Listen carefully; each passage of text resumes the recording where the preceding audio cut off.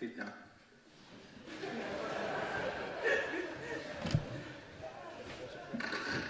If you want to stand.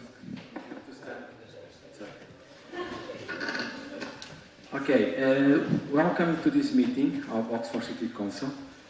Please note this meeting is being recorded and live streamed. Members, please make sure your phone is either turned off or silent, and you may leave and come back at any time, but please indicate to the clerk if leaving completely. Lord Mayor, Councillor Michael Rollo, is unfortunately unwell and has sent apologize for this meeting. This is why I'm here. I have asked Councillor Fry to be this chair for this evening meeting. We will begin our meeting with a minute of silence to remind former councillors Mike Gotch and Mark Whittaker. 1 minute of silence.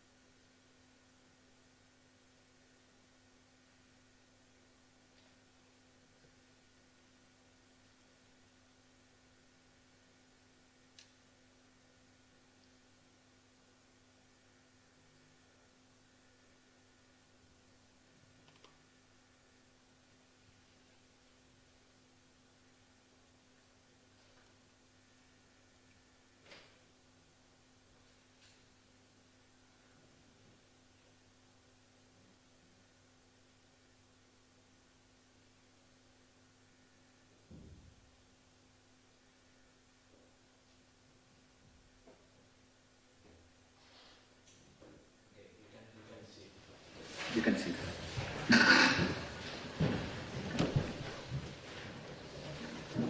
I will now invite members to provide tributes to the former Councillor Gotch.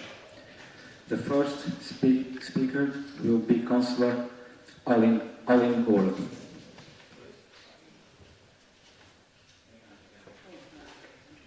Andre Gant, sorry.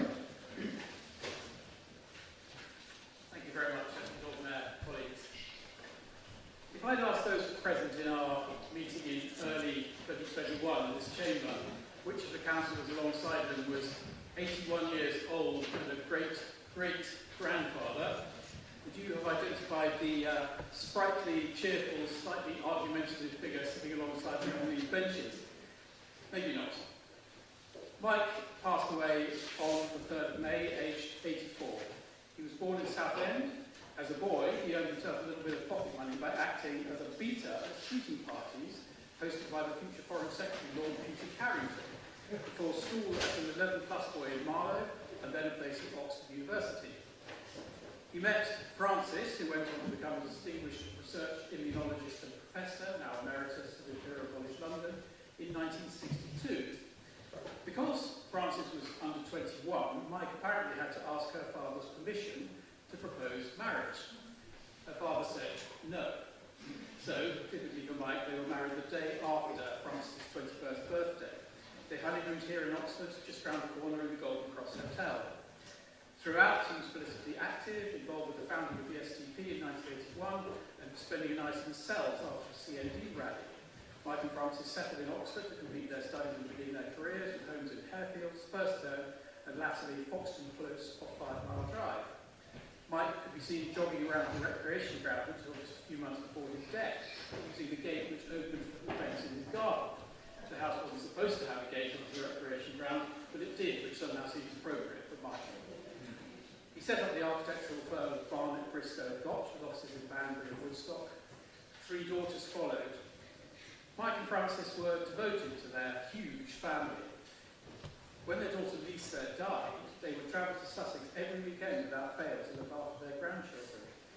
And their son-in-law recalls that Mike decided to stop being a child's carer when he was a septuagenarian, although since Mike never seemed to grow old, the title doesn't really apply. There was no retirement for him. Instead of taking a well-earned rest, he decided to run for Oxford City Council. He wanted to make a difference. Mike served on this council from 2008 to 16, and then again from 2018 to 21. And Steve and I both had the enormous pleasure and privilege of counting him as our ward colleague. Mike never disagreed with you behind your back, because he so much enjoyed disagreeing with you to your face. Mike's funeral in May was a humanist celebration, which also seems appropriate, although he did once say that he thought he should describe himself as a Protestant, since he was always protesting about something. One thing's for sure, if there is an afterlife reserved for Lib Dem councillors, he's up there having a jolly good ding-dong with Jean. And certainly neither of them is going to back down anytime soon. Mike was a great servant of Oxford. He loved Oxford and had a keen vision for the place he called home for so long. Some of the last times I saw him were over a cup of tea at the bungalow in Foxton Close, Series' latest scheme for improving and enhancing the city, usually illustrated with an elegant architectural drawing. This one even made the front page of the Oxford Mail, that is described, sketch of Las Ramblas, Oxford, St Giles, from the north, MG, June 2020. We need more of that kind of free-thinking figure. Let's let that be his legacy. Thank you, Mike, for everything.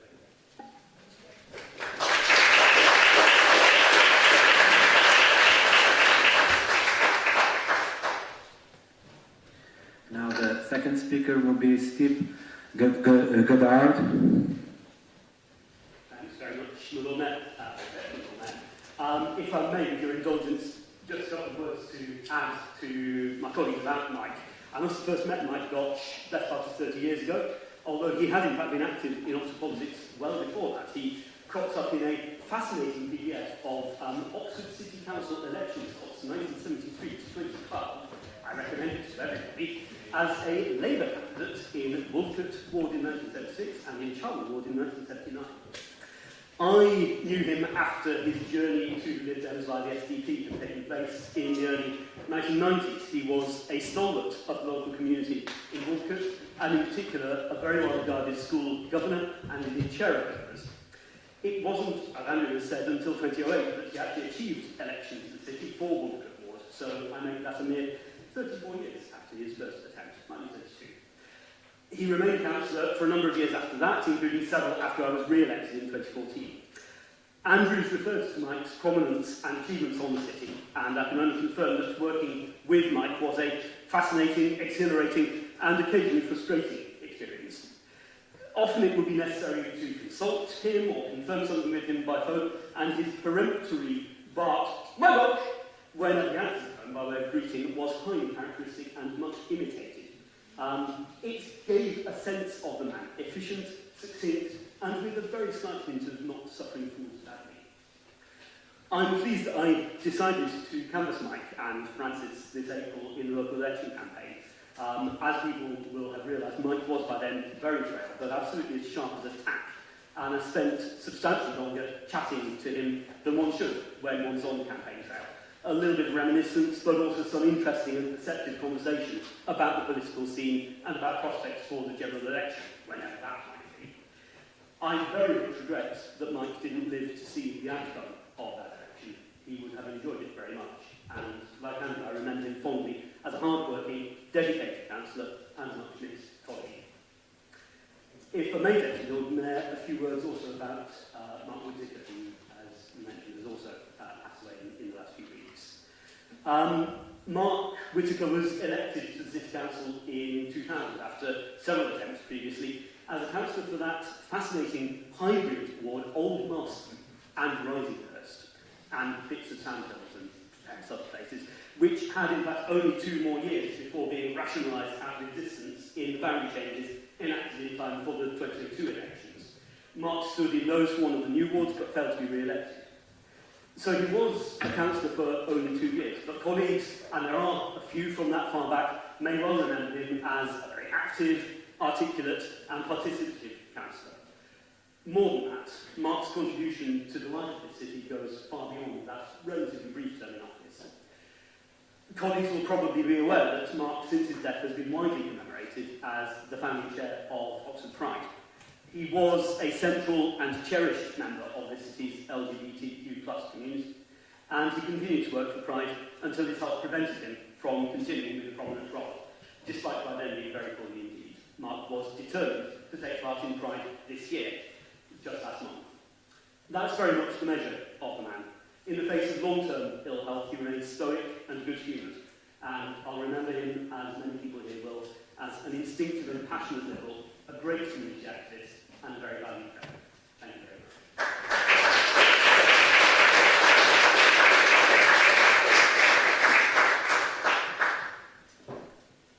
Thank you. Now is Councillor Alex Ollingworth. Thank you very much. And Steve has just stolen my best anecdote, because I didn't think anyone else, I should have thought of Steve, would burrow that far back into the election archives. Yes, the tribute I wanted to pay to Councillor Mike Gotch was as somebody who shares my possibly unhealthy interest in all things related to planning. And I think it is a measure of Mike's wisdom, his perception, and his ability to see through the most eloquent presentation by an applicant or by a council officer and see what really lay beneath it.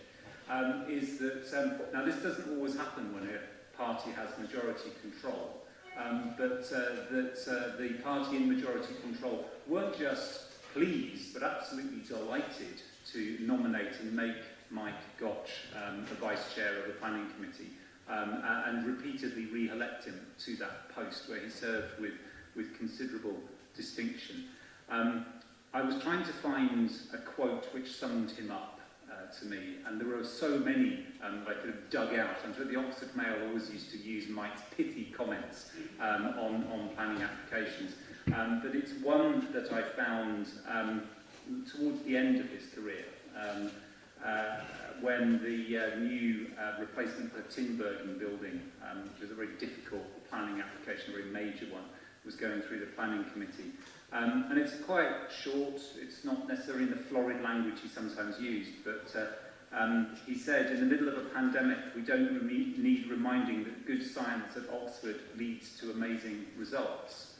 And I think that it's that practicality, that planning has a purpose, that architecture has a purpose. It's not just about the shape of the building, it's what goes on within it, and the people within it, that humanism that Andrew and Stephen have talked about, which I think is so important, and why I have very fond memories of Mike. Not every planning committee has been enjoyable, but every one with Mike Gotch on it was memorable and mostly enjoyable. So I'm very happy to join in these tributes to somebody who served this city very well.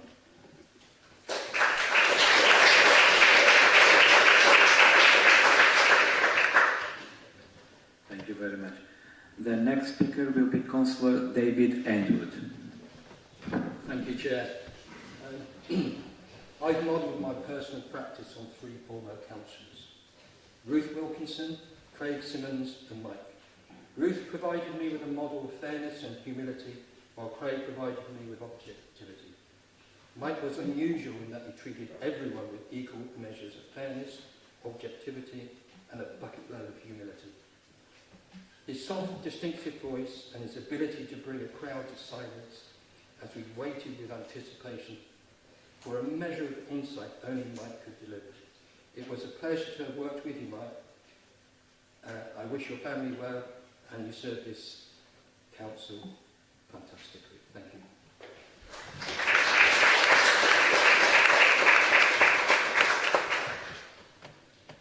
Thank you. The last speaker will be Councillor Malik. Thank you, Lord Mayor. I had the pleasure to meet the both late councillors. First on Mike Gotch. Mike Gotch, I've known him from 2008 onwards, being a member of the planning committee. I served with him at the planning. Like Alex said, I mean, the point he used to make and question very eloquent with the officers and the colleagues. But the best thing about him was, no matter you can have political differences with him, but he was a true gentleman. So he will always greet you and talk to you and share his ideas. And at one point, we were discussing how to basically divert the traffic from the city centre, and he drew many maps which keep coming forward and backwards, and we had our own views, but it never went any further. Last time I saw him a couple of years ago, and he looked all right, and he was a true gentleman, that's all I can say. And rest in peace, Mike. Mark Whittaker, I met him in 2002 actually, picked him up in my cab from Carfax, and that time I was trying to get involved after the Iraq war, so anybody who was against the Labour I wanted to join, so I joined the Liberal Democrats. So I took him, so he had a few drinks and we were talking about, and he said, oh yeah, I won, but I'm not sure next time I'm going to win because the boundary change, etc. And he lived in my ward, he was one of my constituents in Southfield Park flats, always let me in to his flats to deliver the leaflets or a helping hand, and he will do it quite a few stairs for me. And I have seen him after quite a long time. Then a couple of times I saw him, he wasn't very well, very good chap, very polite man, a gentleman. Rest in peace. Thank you.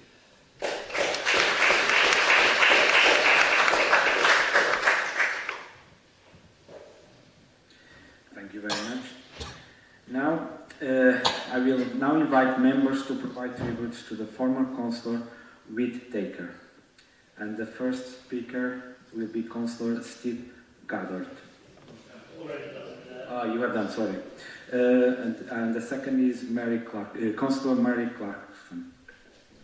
Thank you. Yes, very sadly, not many of us will remember Mark, because it is quite a long time since he served on this council. And he and I did overlap between 2000 and 2002. At the time I represented the old ward of Marston, which included Northway, which was where Mark was born and brought up. And Mark represented Old Marston and Risinghurst, as Steve has said. So we did cover similar areas, and we often sort of chatted about those things. And I always found Mark to be thoughtful, direct and honest, and a very constructive councillor at a time when there were quite a lot of tensions, particularly between the different political groups. But Mark was someone who was honest and engaging and would very, very definitely want a conversation with people from whatever political background to make things happen. I remember some time ago, back then, when Mark told me that he was HIV positive, at a time when it wasn't as easy to be as honest about things like that as it is now. And as Steve has said, he went on to be a founding member of Oxford Pride, and I know that Oxford Pride and the whole LGBT community will miss him very, very much. And he's done a great deal for this city, not just as a councillor, but also much more widely. Thank you.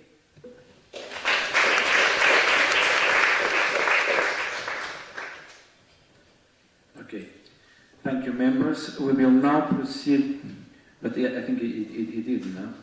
You want to, sorry, Councillor Malik. Yeah, this is what I thought. This is what I thought. Okay, thank you.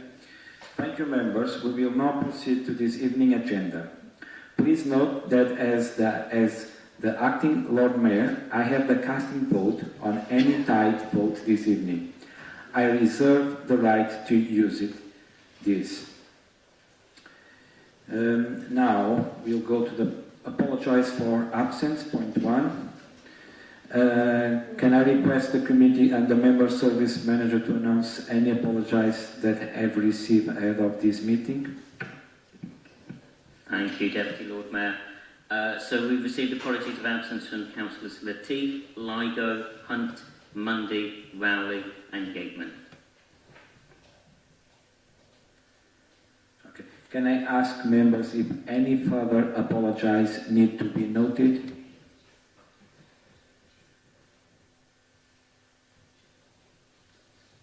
Okay. Item 2. Members, do you have any declaration of interest relating to the business in today's agenda? Councillor Kent. Thank you, Deputy Lord Mayor. Following advice from the monitoring officer, I'd like to declare an interest in motions 15A, 15C and 15E on the grounds that they all coincide with my responsibilities as a cabinet member of Oxford County Council. So I will be leaving the chamber and not taking part in those items. Okay, noted. Now Councillor Ed Turner. Yeah, thanks, Lord Mayor. So on the motion on Oxford United, I just want to place it on record that I am an FA match official, and in that capacity I sometimes referee Oxford United's youth and women's teams and receive money for so doing. Whether or not it's earned is a matter of judgment. But that applies for football clubs everywhere, and I have no specific relationship with Oxford United, so I don't think there's anything particularly to be clear, but I wanted to be transparent about it. The officer, Emma. Thank you, Councillor Turner. My advice would be that I don't think we've got an interest in the matter, but thank you for declaring it for transparency, and I see no problem in taking part in the item. Thank you. Now, Councillor Nigel Chapman. Yeah, just for the sake of transparency, I'm proud to say I've been a season ticket holder of Oxford United for the last 20 years, but I have no peculiar interest in the club. In fact, I have to pay to attend, which can sometimes be a struggle, but I think it's fair that I should be able to take part in the discussion tonight. Thank you. Members, if any subsequent interest become apparent, please raise it at the relevant item. We now come to the minute from the previous meetings. Do members approve the minute from the ordinary council meeting on Monday, 18th of March 2024, and the annual council meeting on Thursday, 16th May 2024? And is there a second? Okay, thank you. The minutes have been approved. We now come to item 4, announcements, and I have some announcements to do. First is the Deputy Lord Mayor, is myself, sorry. And I participated in 4 events. One was the Open Mosaic Indonesia Cultural Exhibition on 18th of May in Bourne Square. It was a very good event in my perspective. It showed the culture of Indonesian. I also participated in a Carmen Burana fundraising dinner. It was also a very good event. And I participate in 2 events in my ward, celebrate the centenary of Littlemore Village Hall and the Littlemore Play Day, and is only that. Now, any announcements for the sheriff? Thank you, Lord Mayor, or Deputy Lord Mayor.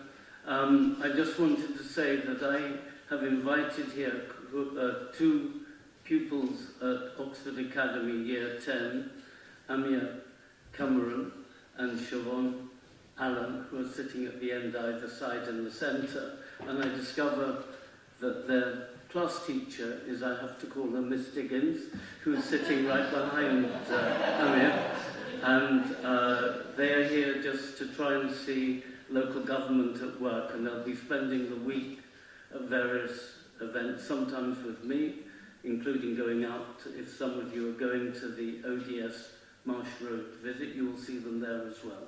So you'll have a chance to chat to them during the interval. Thank you.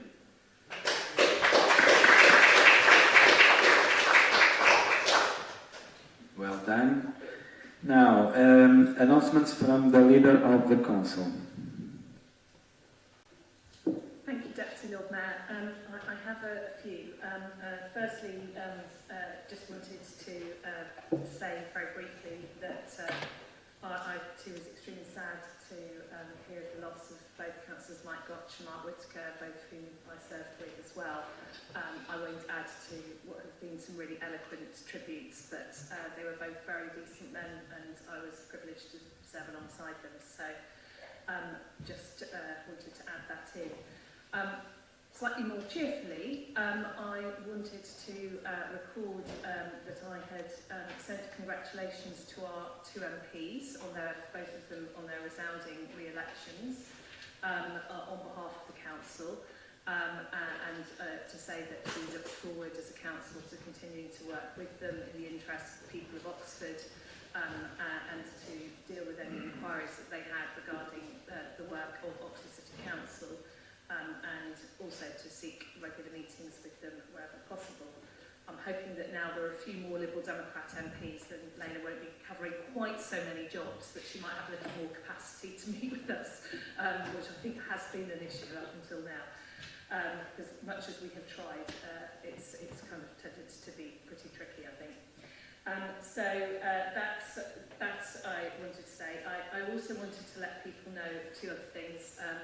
I think people will be aware that we flew the England flag on the mast for the England team. Sadly, it wasn't enough to get them over the line yesterday.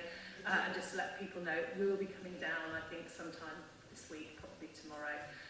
But just wanted to draw people's attention to that. And then finally, and very seriously, just on the issue of Botley Road, it would be odd, I think, for me to let this meeting pass by without picking up on an issue that has been incredibly significant for the people of Oxford. So I wanted to let Council know that I have written to the new Secretary of State for Transport and also to Steve Reid to ask them to look into the matter. And to, in the interest of people of Oxford, to try and get Network Rail and Thames Water to work more closely together and to get some action happening quickly so that we can resolve this issue. I have copied that letter to Councillor Liz Leffman, and so it will be coming, I guess, roundabout to Councillor Gant in his other role. And also to our two local MPs. But this is obviously a really significant issue for the people of Oxford. It's devastating news to hear that the Botley Road will remain closed for even longer. And obviously we are also seeking urgent clarity over the issue of traffic filters and when they will be introduced in Oxford. And that is a matter for the county, so we will be seeking that further clarification from them as well.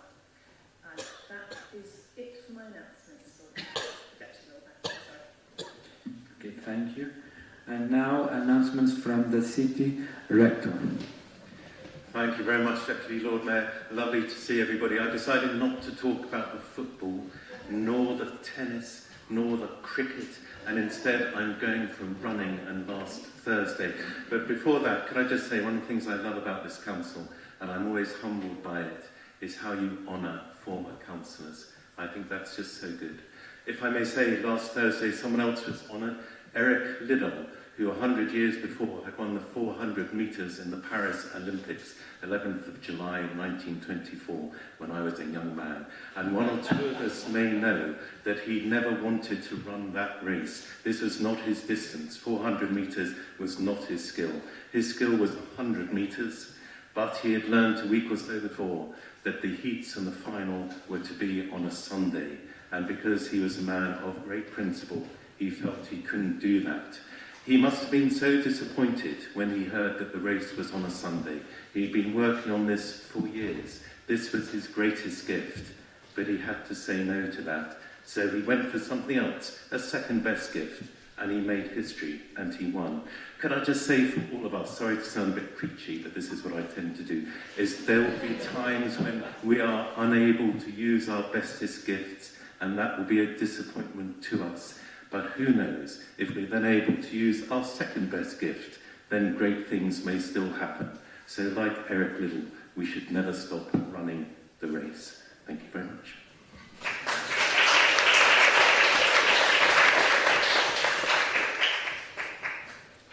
Thank you. And now move to item 5, which is public address and questions that relate to the matters for decisions at these meetings. No public address for this item were received ahead of the deadline.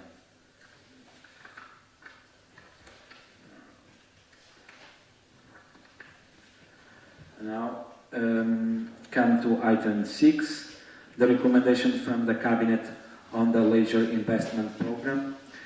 Please note that Appendix 4 is exceptions, and if members wish to discuss the contents of this appendix, then Council will need to enter closed the section. Can I ask Council Chu Makong, Cabinet Member for the Health, Oxford, to present the report and move the recommendation? Thanks you, Your Lord Mayor. Today I'm very happy and excited to present this report to you. Basically, it's a good news because our leisure services and community services, community centers are going to have a makeup. We did provide for 2 million in our budget for this work. Costs are now clear and the project is fully costed, hence asking for a further 1.4 million. More leisure will use these funds to significantly improve and refurbish our centres across the city, including at Ferry, Barton, The Lees and Inksy. This means brand new gym equipment and modernized facilities across the board, including cafes reopening, better changing rooms, and even fun inflatables at all our swimming pools. A whole new range of fitness options and classes are coming to suit a huge range of fitness levels and interests. Our free swimming offered to under 17 will be more fun and enjoyable now. But that's not all. Over the next 10 years, this loan will actually generate an impressive return of millions to the council. This means not only improved facilities for everyone in Oxford to access, but also a significant financial return to the council that can be reinvested into other vital services across the city. My colleague Ed Turner may wish to add more as a cabinet member for finance. Thank you.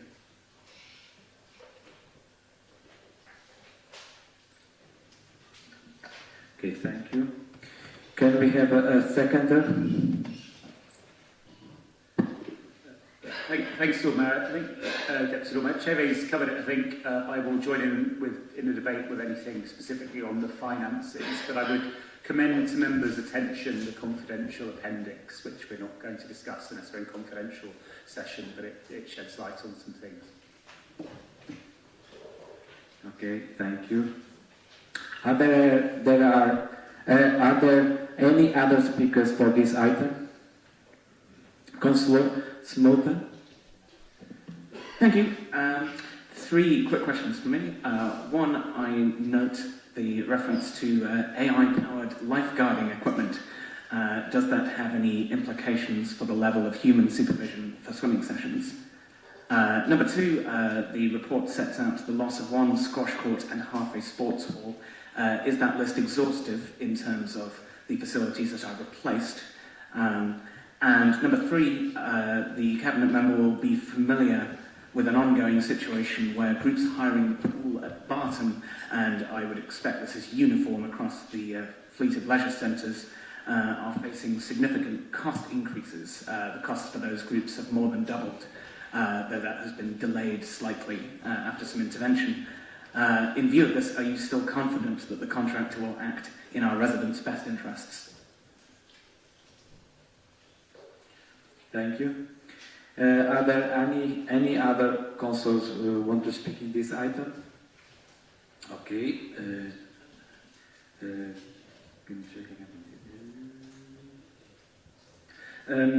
Councillor Lawrence, forwarder. Thank you. Could I just clarify before I start that discussions about fusion are not in the reserved matters at all?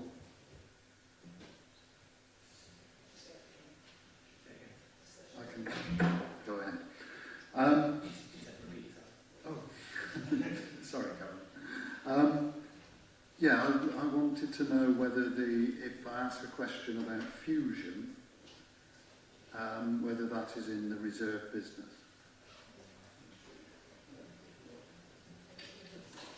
Officer. It's not related to the report, so the report's obviously about the investment to be provided under the provider. So I wouldn't say it's relevant to the item under consideration. Without knowing what the question is, I couldn't really advise as to whether it's something that could be answered in the public forum. The question is related to the debt that Fusion owns. No, that wouldn't be something that we could answer in the public forum. I'm sure if you want a briefing on that, then if you drop an email to myself and Nigel Kennedy, we can arrange for something to be provided to you. Okay, thank you. Councillor Murray. Thank you very much, Deputy Lord Mayor. Well, moving forward, congratulations sorting this contract out, but what I want assurance from the council and particularly the officer to keep eye on it. And previous few months when Fusion was looking for the contract or not to be given the contract, I had the pleasure to use the Ferry Hinksey leisure centre and that. And the cabinet and the stuff was falling apart. I continuously went and asked the officer at site, and because this stuff wasn't being dealt, so nobody looked after it. I mean, the people who were employed by Fusion, they looked basically speechless. They said, we can't say anything, we keep reporting. Can the council make sure whenever the contract was coming to end, the service level do not drop? Because when the contractor CA coming to the end, 4, 5, 6 months, the service get dropped off. End of the day, it has our name on it. So we want people to have a good service. So it is basically a follow-up, so make sure our facility remains first class for the people to use. Can you assure that so that will not happen in the future? Thank you. Okay, thank you. The next speaker is HS Remain. Thank you, Deputy Lord Mayor. Just a quick one, just in response to Shuey saying that he anticipates that the council will receive millions in the next decade. Why is it we're funding the 1.4, and if you're so sure, or the operative is so sure that the millions are going to come in when things are so tight for us, maybe they should invest their own money and work it that way? Would that be a better place for the council to be at? Thank you. The next speaker will be Councillor Ed Turner. Thanks, Thiago. So a few different bits there which do the same to my side. I mean, on Saj's point, which I think is very well made actually, and it's a fair comment, Saj. You may recall that as part of the budget process, we did actually agree an extra post to beef up the client side here. It's precisely, I think, to ensure that we can manage the contract properly. My sense is that the reason things weren't as they should have been, they really weren't. You know, the service we're getting from Fusion towards the end, which is relevant to this item because we're looking forward now at this investment, you know, wasn't as it should be, owed something probably to the end of the contracting process, but frankly much more to the state of that company's finances nationally and the state of the whole leisure sector. So we've got a sort of perfect storm really of COVID on one hand, numbers going down, but also much greater competition from low-cost gyms and things like that. So essentially you've got organisations that had signed contracts at one point but then were not really able to deliver on them. This new contract's been signed at a different point in the market, and we will be able to monitor it, I think, more robustly. And also, interestingly, the operator that we're working with now was, I think, one of the only ones that didn't end up in a pickle as a result of COVID nationally. So I'm upbeat about that. And for what it's worth, what I hear is that there's been an immediate and positive impact in terms of the quality of users' experience since the switch of operator, which is something to celebrate. On the, maybe if I can deal with HS's question, which is fair on why are we funding it? Well, of course, these are our leisure centres, and we own them, and then we work in partnership with someone who runs them for us. And so, you know, the way this transaction works, broadly speaking, I think I'm comfortable saying this this is in the public domain, but the specifics are tabled, is that we improve our asset, but then the person who runs our improved asset will take that into account in the payments that they make us. You know, another way of financing it would be that we transferred you know, the cost of maintenance to them, but then, you know, that would be a different contract to the one which we currently got, and I strongly suspect one which is less beneficial. So the way the model works, you know, is fair and is, I think, to our benefit. And of course, the residents revert to us. So it will not be for the provider to sort of wander off with a spare swimming pool or play area or whatever they do. You know, Oxford people will retain the benefit. Okay, thank you. Councillor Chiu Mankand, do you want to answer any questions or additional answers, sorry? Yes. First of all, I just want to add 2 points, add to its point. We have got a contract. We are not closing any of the leisure centres. We have kept our concessions and we are going to receive money from it. Thank you, Chris, for your 2 questions. On the AI part, this is going to be introduced in the lease. As you know, because of the uniqueness of the pool that's got moving flows. So I'm not anticipating for any staff to lose any of the jobs, but AI is modern and something to look to in the future as we are going to learn more about this program. Scratch costs, yes. Obviously, there's been a lot of conversations, as you know. This is quite a change in the programs as a result of the consultation of the user group. So it's just one scratch cost that's going to be lost. On the group fees, this is a little bit controversial, and obviously we have been in conversation with yourselves and one of the group involved, and obviously it is coming up on the questions, but to put it into context is all the fees are agreed with the council before the leisure provider increases organs, or their proposals will look at them and authorize them, but there are fees that are out of that group, and this involves the entire hire of the swimming pool or the centre.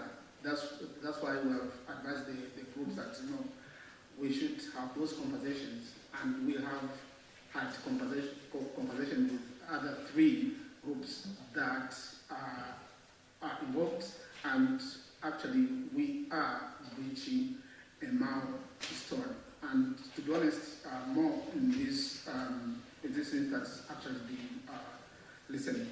Coming out to Pastor Malik's point, just probably to add on what he already said, is we are going to closely monitor these facilities. I became a cabinet member, you know, before the previous provider. Before that, if you have followed my career, I was on the audit and governance that we picked out the issues for the previous provider. So I'm up to date with what we're doing in support with all the colleagues in here. To just add up, we have got a new member in the property who looks after the conditions of our legal services. So they keep an eye and look after the application and everything, that, you know, the leisure centres can be up to standards. Also, now we're having at the moment weekly meetings with more, just to understand what is going on and to keep an eye. This is not an isolated work. I need every member in this chamber to help out. If there's any issue, you see, like Chris has been discussing this. Councillor, can you summarize? Sorry. All right. Deputy Lord Mayor, with regard to one of the answers there, may I raise a point of personal explanation? which is that the question regarding AI isn't relating to will people lose jobs about that. It's relating to will the amount of supervision required for a pool session reduce as a result of the use of that system? No. Okay. I will put the decision to the vote. Please can I request that members keep their hands raised until I indicate otherwise. Those in favour?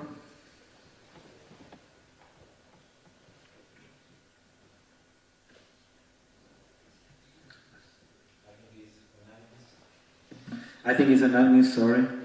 Thank you. The recommendation has been approved. We now come to the recommendation from the Cabinet, rebuild cost assessment. Can Councillor Ed Turner, Deputy Leader and Cabinet Member for Finance and Access Management, move the report and the committee recommendation? Yeah, thanks, Lord Mayor. Sometimes, Deputy Lord Mayor, sometimes there are things you do with enthusiasm, sometimes with reluctance. This is one which is pretty reluctant, to be honest. Essentially, just like you do when you do your home insurance, you have to provide an estimate of rebuild costs for the thing you're insuring. And you would normally, I think, do a desk-based exercise. There are tools that householders can use.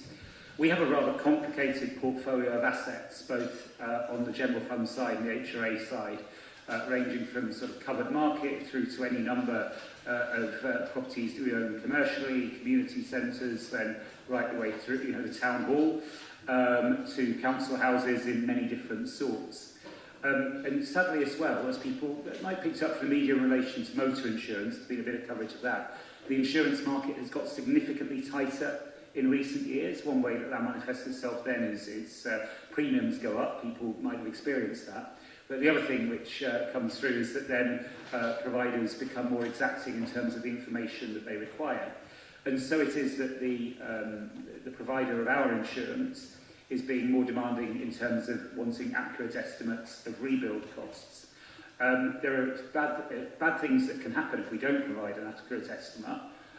One is that we might be over-insuring ourselves, so we're saying it costs too much money to rebuild our property, and that would be a waste of public funds. But the other is that another is we under-insure ourselves, which would be difficult in the event of claims. The third one is that cover gets withdrawn, and I'm informed by officers that that is a realistic risk, a very realistic risk, if we don't make undertake this piece of work. Officers have investigated different ways of doing that, whether, for example, we might bring a team on board in-house, but in fact that would be less cost-effective and the skills are pretty niche. So instead we need to spend this money highlighted in the report on commissioning external work to do precisely that. We've provided, I think, as members in the run-up to this meeting, quite a lot of challenge on this. We've asked officers whether it's unique to Oxford. Having done some investigation, it turns out that it isn't. It's not had much of a profile, interestingly, in the specialist press, but other local authorities are finding exactly the same thing. Probably our insurance market is particularly tight, and that's probably because of the complexity and nature of our asset base, so that's not very helpful. But the situation is not unique, and others are facing exactly the same pressure. We have also asked about whether there'd be ways of kind of retaining the data, reducing the need to spend money in future. Initially, the words painting the fourth bridge were used. In other words, we need to keep going back and updating our assessments. I think we will keep going back and try to reduce the ongoing commitment, because this isn't money which we want to be spending. That being said, really, it's one where, in spite of some quite heated discussions behind the scenes, there isn't a lot of option, and we do need to insure our assets. We looked at self-insurance. That's not an option for the nature and scale of the assets that we have, and we need to provide adequate rebuild costs. Therefore, I reluctantly, and with a heavy heart, commend the recommendations to Council. Thank you. Can we have a seconder? Councillor Linda Smith, sorry. Formally second. Are there any other speakers for this item? Okay, no one. I will put the decision to the vote. Please, can I request that members keep their hands raised until I indicate otherwise? Those in favour?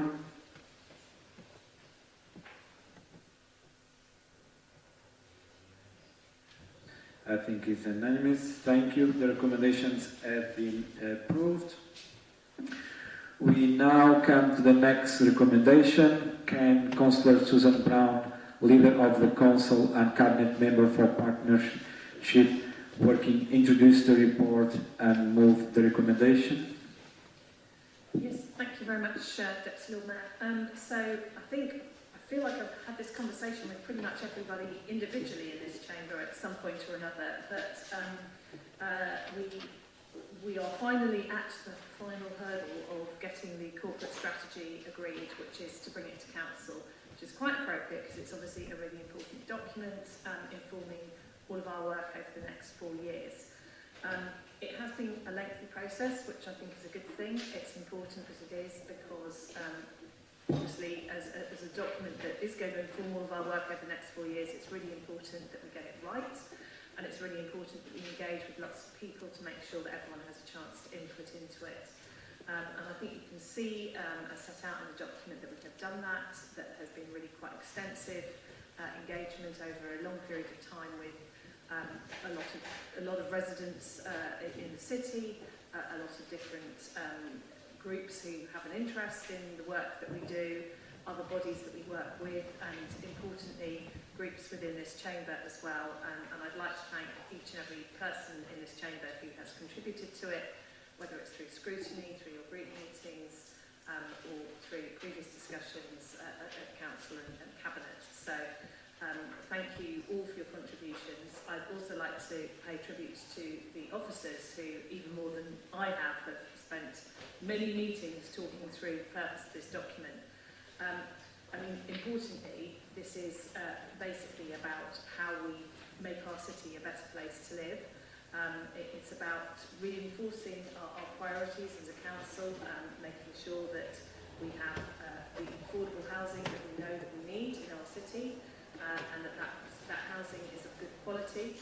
It's about making sure that our economy, which we know to be strong, is a fair economy, and that it's working for everybody, so doing everything we can to make sure that everybody in our city has a chance to contribute and to participate in our city and its life, which, you know, takes us on to thriving communities. It's really important that we do everything we can as a city council to make sure that our communities are inclusive, that we tackle inequality, and that we make our city a great place to live. And part of that is, of course, our work on Zero Carbon Oxford, which we're extremely proud of. Great to be nominated as the country's greenest city for the 2nd year running. We're very proud of that. And the work that we have done on Zero Carbon Oxford, not least through the partnership which we set up after our Citizens' Assembly on climate change, is a big part of that. And then the underlying principles that are really important are that we are a well-run council. So we cannot deliver any of those other things without being a well-run council, without making sure that we are engineering in extra income to make up for the lack of government funding. And that is a very important way of making sure that we can deliver for the people of Oxford. So I don't think there is a great deal more to say at this stage. I feel like I have answered a lot of questions during the course of this process, but I'm very happy to answer any more questions if there are any. Okay, thank you. Can we have a seconder? Okay, Councillor Chu, do you want to speak? Okay. Are there any other speakers for this item? Okay. Councillor Mal.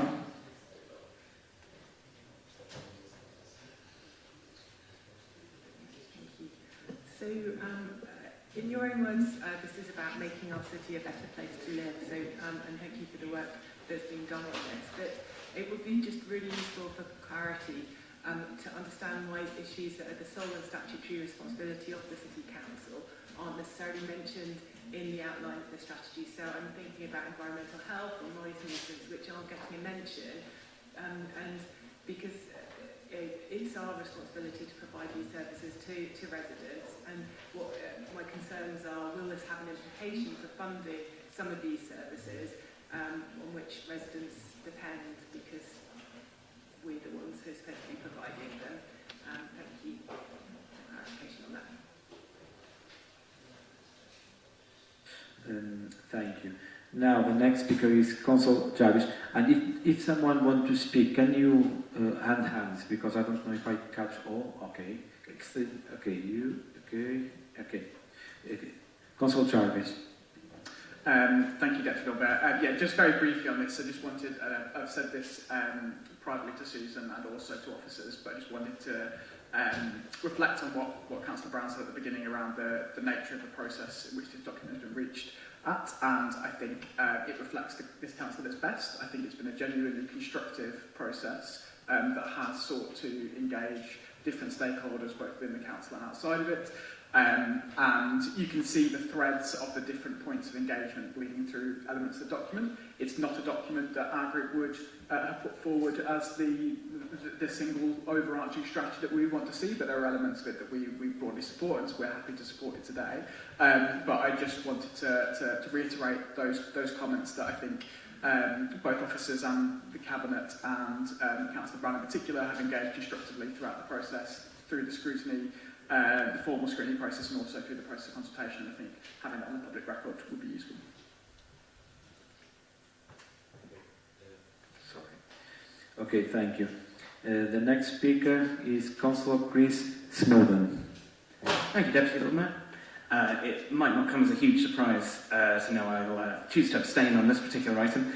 As always, there is a great deal to appreciate in there, and there is still that one elephant in the room, the core tension between our affordable homes goal, in which we seek to get on top of our highly exclusive housing market, and our economic growth goal, in which we threaten to pile on lots of housing demand and really drive up accommodation costs.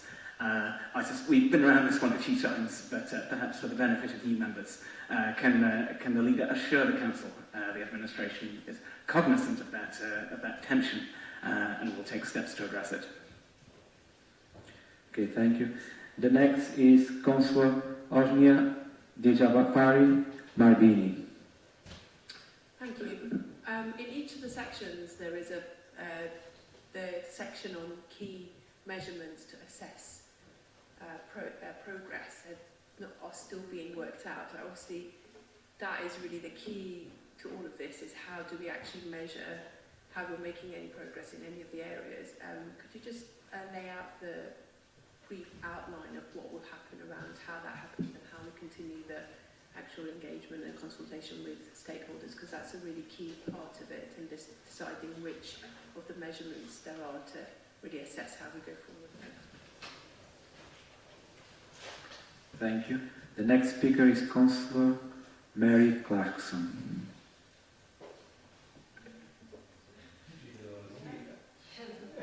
Sorry.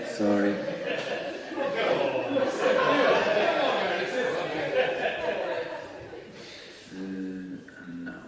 I'm not sure if Councillor Susan Brown wants to respond. Yep, I'm very happy to. Thank you, Deputy Lord Mayor. So, I'll tell you what, I'll go backwards, why not?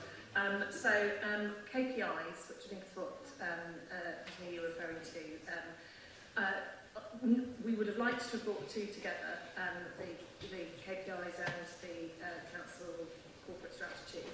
Unfortunately, we didn't quite manage to align it in full, so there will be a separate paper with the KPIs, and when we've been talking about it in scrutiny and elsewhere, we have made that very clear. So you're right, it's really important, and we have had some discussion at scrutiny and elsewhere about what they might look like, not least because when we had our corporate peer review, we had a good discussion as part of that about trying to make sure that our council strategy was slimlined to some extent, that we were really focusing on the sort of top priorities of the authority, and that sitting underneath that, our KPIs were properly measurable and also quite high level KPIs.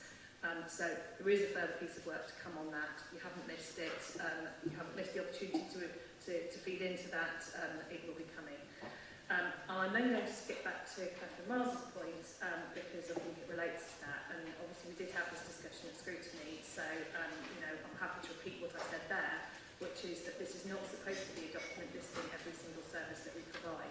It absolutely isn't. And obviously there are many services that we provide that don't necessarily are necessarily described in this document. This is about our core priorities as a council, and that doesn't mean to say that we haven't got many statutory and other services that we continue to provide and are proud to provide, and you know, which will make a contribution to the overall arching strategy of the council. I'd like to thank Councillor Jarvis for his kind comments, which he made at scrutiny as well, and I'm really pleased to hear it, because we have tried very hard to make this a genuinely inclusive process. So it's pleasing to hear that. And then finally, on Councillor Smerton's point about economic growth and housing, I'm sure this is an argument that will run and run, but I mean, just to reiterate the points I feel like I've made 1,000 times before, we are an incredibly fast-growing city. We're one of the fastest-growing cities in the country. Our economy is fast-growing. It is not something we are doing. It is something that is happening to us in our city.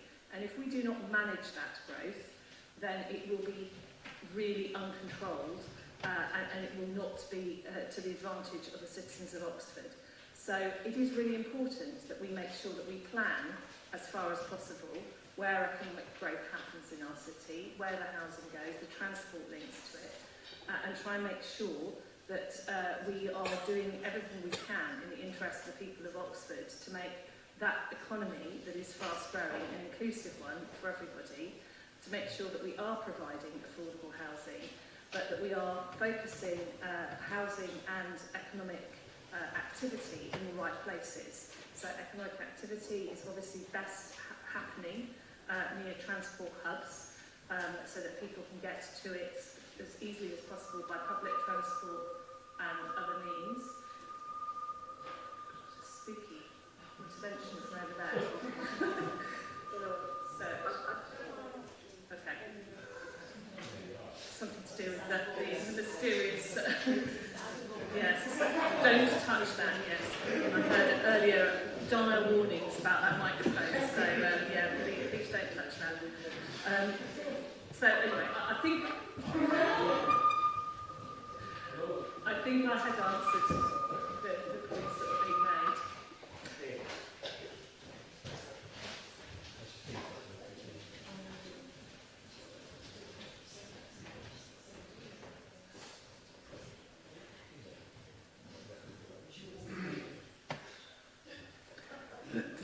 Councillor Susan, try now to see. To be honest, I think I finished Deputy Lord Mayor, so I slightly lost the train of my thought after the spooky intervention, so I think I'll leave it there. Okay, thank you. I will put the decision to the vote. No, we did. Sorry, we did. Sorry. I will put the decision to the vote. Please, can I request that members keep their hands raised until I indicate otherwise? Those in favour?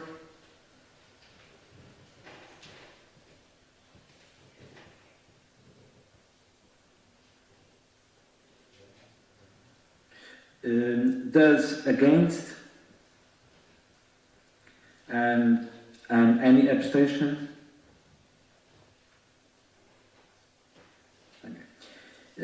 Thank you. The recommendation has been approved. We now come to the next recommendation. Can Councillor Chew Munkunj, Cabinet Member for Healthy Oxford, introduce the report and move the recommendation?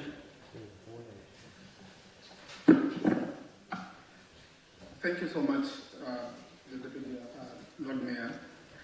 I'm happy to present this report to you, and in turn, I urge all the members in this chamber to support this paper so that we can approve the report to go back to the Secretary of State. We have come far. We are almost there. So I'll explain a little bit of the process here. So this is a follow-up report from the one this council approved last year in November. Once approved, it will go to the Secretary of State for consideration. After that, we will have another 28 days further consultation. Then the report will come back to this chamber for final approval. There's a lot in this paper, and it's quite technical, and we have been seeking legal guidance all through. So what it is all about, and probably I should talk about one bylaw that keeps on coming up, the lifting of the blanket ban on cycling in the parks, Bar 3, Ainsk, Park, the trap grounds, and Leybury. I must make on record to this council that there is a consensus majority approval for this bylaw. We consulted widely, as you can see from the report, to enlarge different park users, both in and outside Oxford. This resulted in more than 500 online responses. This excludes those responses we received via emails and letters. I consider this as one of the successful consultations that I've come across in this council. There's been more, but I think we did consult more widely. I want to take this opportunity of thanking our officers for their hard work, Labour Group for their support, Scrutiny for scrutinizing our work, and lastly, the members in the chamber for your support. I recommend this report to you. Thank you.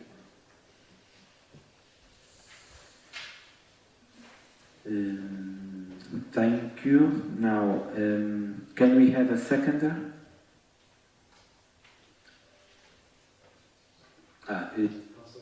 Councillor Susan Brown. I formally second and reserve my right to speak, Deputy Lord Mayor. Are there any other speakers for this item? Okay. Councillor Chris Smolden. Thank you, Deputy Lord Mayor. I shall support this in the end, as the vast majority of it is exactly as you say, good stuff worth doing. However, as councillors will be aware, I would ideally like to have amended this item to reflect my ward residents' wish that our parks paths should prioritise the pedestrian. Since I cannot do that for technical legal reasons, then I shall instead ask, once the decision was made, post-consultation, to pick and choose particular parks for pedestrian prioritisation, why did you not at that point go back to councillors and, if necessary, the public, to find out which other ones ought to be so treated? These are, after all, bylaws that will stand for a considerable time. Okay, thank you. Are there any other speakers for this item? Okay. Councillor David Entwood. Thank you, Chair. I will be supporting this report. However, I do have a few reservations. I would like to have seen our moorings in relation to boat moorings that are moored on the City Council sites to have a boat safety certificate. I think that would have been a step in the right direction. I also would like to have seen, with regards to tree climbing, if tree climbing could have had some sort of caveat where they were protected during the nesting season. Those are my only two reservations with the report. I'd like to have seen it go a bit further, but I will be supporting this document. Thank you. The next is Councillor Malik. Thank you, Deputy Lord Mayor. Yeah, we'll be supporting this. I just want to ask a question on the enforcement to Sewage. Where is in the report says in the overview, adopt new bylaws to better deal with specific issues such as unauthorized use of drones, the lighting of fire, the skylight and interference with the light of drones, lighting and basically speeding e-scooter in the parks. So, to be honest, in the parks I don't see any presence of the officer anyway, since used to have the parks rangers and so on turn up with their 4x4, but I haven't seen them for years now. So, how are you going to enforce this? That's my question. Are you going to employ another staff, or are you going to remodel the existing staff so they are visible to enforce these issues? Or are you going to just rely on the public to complain and then you go back? Councillor Susan Brown. Yeah, thank you, Deputy Lord Mayor. I just wanted to sort of say my piece now and do a bit of partial response to some of the debate, if I could. So just particularly on the issue of reconsultation on the consultation. I mean, I think this is one could be an endless consultation if every time that a suggestion was made during consultation, you then went out to reconsult on that particular bit of consultation. And I think, you know, clearly there has to be a limit to where consultation ends. I'm aware that Councillor Henwood raised some of the other issues in previous discussions. I think there were some quite clear guidance given as to how that wasn't necessarily appropriate. But I also wanted to touch on the issue of enforcement, because I mean, one of the reasons that for making these changes in this bylaw is the difficulty of enforcement. I mean, it isn't really possible for the City Council to enforce against cycling in our parks, which is one of the reasons for removing the restriction. However, I would encourage people, if they do see people exhibiting antisocial behaviour in our parks, whether now or post these bylaws eventually being adopted, and this is only the first stage in that, to report it and to make sure that we can, if possible, take action. But I think this is about setting guidance for behaviour, and in particular potentially setting guidance for people who seek to hold events in parks, or you know who spend time there. And we have to be realistic about our ability to enforce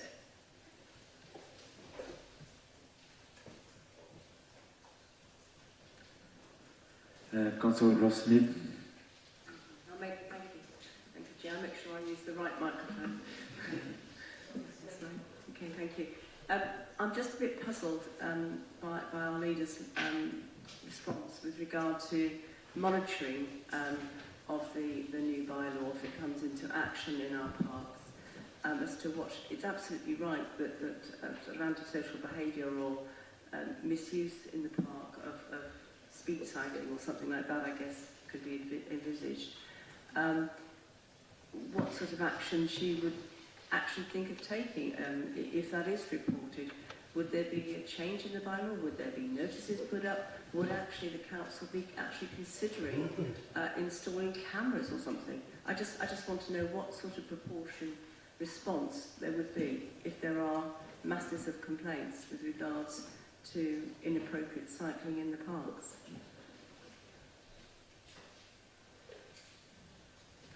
I want to ask if they have any further questions. No. Okay. Good. No? It's okay. Councillor Susan Brown, do you want to answer? Yeah, I mean, I'm being asked to speculate on something that hasn't happened, and I don't think that I can speculate on. But I mean, I think the idea that we'd be installing cameras in our parks is completely ridiculous. We couldn't possibly do that. So I think, you know, we have to. What we're trying to do with bylaws is set a standard of behaviour, and I would always encourage people to report anything that is antisocial through the proper procedures, and anything that is legal through the proper procedures, and then action can be taken appropriately depending on what the issue is under consideration. speculative question at this stage. Thank you. Councillor Sewage-Moncongay. Thanks, Rose, and thanks, Susan. I think made it up answered other questions. Just a little to add to Susan. When we get a lot of complaints that are intelligence-led, then we'll send out our officers. Thank you.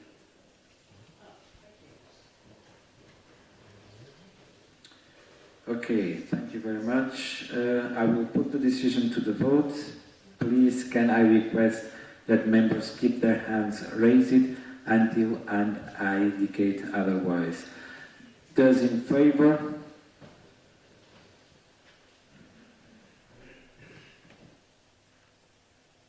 I think it's okay. Those against?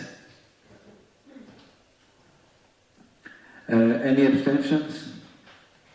Okay. Thank you. The recommendations have been approved. Now, we now come to the questions to the Cabinet minutes. May I remind the members there is a time limit of 15 minutes for this item. Do members have any questions for the minute held on 17 April 2024?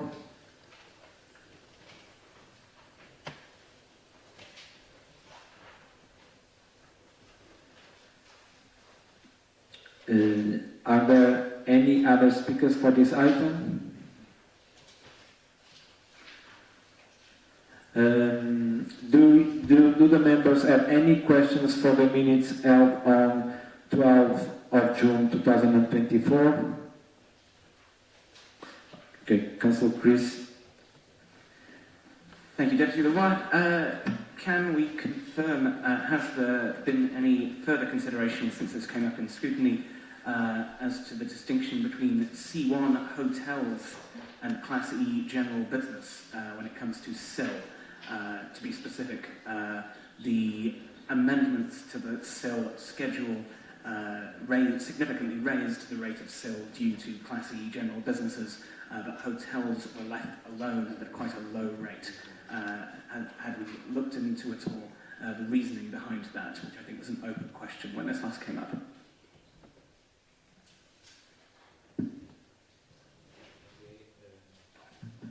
Thank you. Now, I don't know if someone want to respond to Chris. I missed the very first part of the question. It was in our reassessment of SIL rates, we've significantly raised the rates for Class E general businesses, but the rates for Class C1 hotels remains low, at the low rate that general business used to attract. So the question is, why is it that that distinction has been drawn? I believe it is because of the land valuation now attached to business premises as opposed to hotel premises. So because the increase in that has been so great, it's now obvious that it is viable to have a business, to build new business, and be able to contribute that much in SIL. So it was because they did viability assessments of all the different types of usage you could put land to, and it was considered that for that business use, that it would be able to manage that amount of SIL.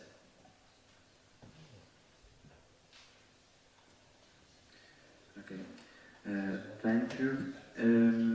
Are there any other speakers for this item? Okay, do the members have any questions for the minutes held on 10 of July 2024? No? Okay, good. Okay, the time running, and what I suggest is have a break now, and we'll do the second part, the questions to the cabinet members after. And we come back 7 o'clock. It's okay?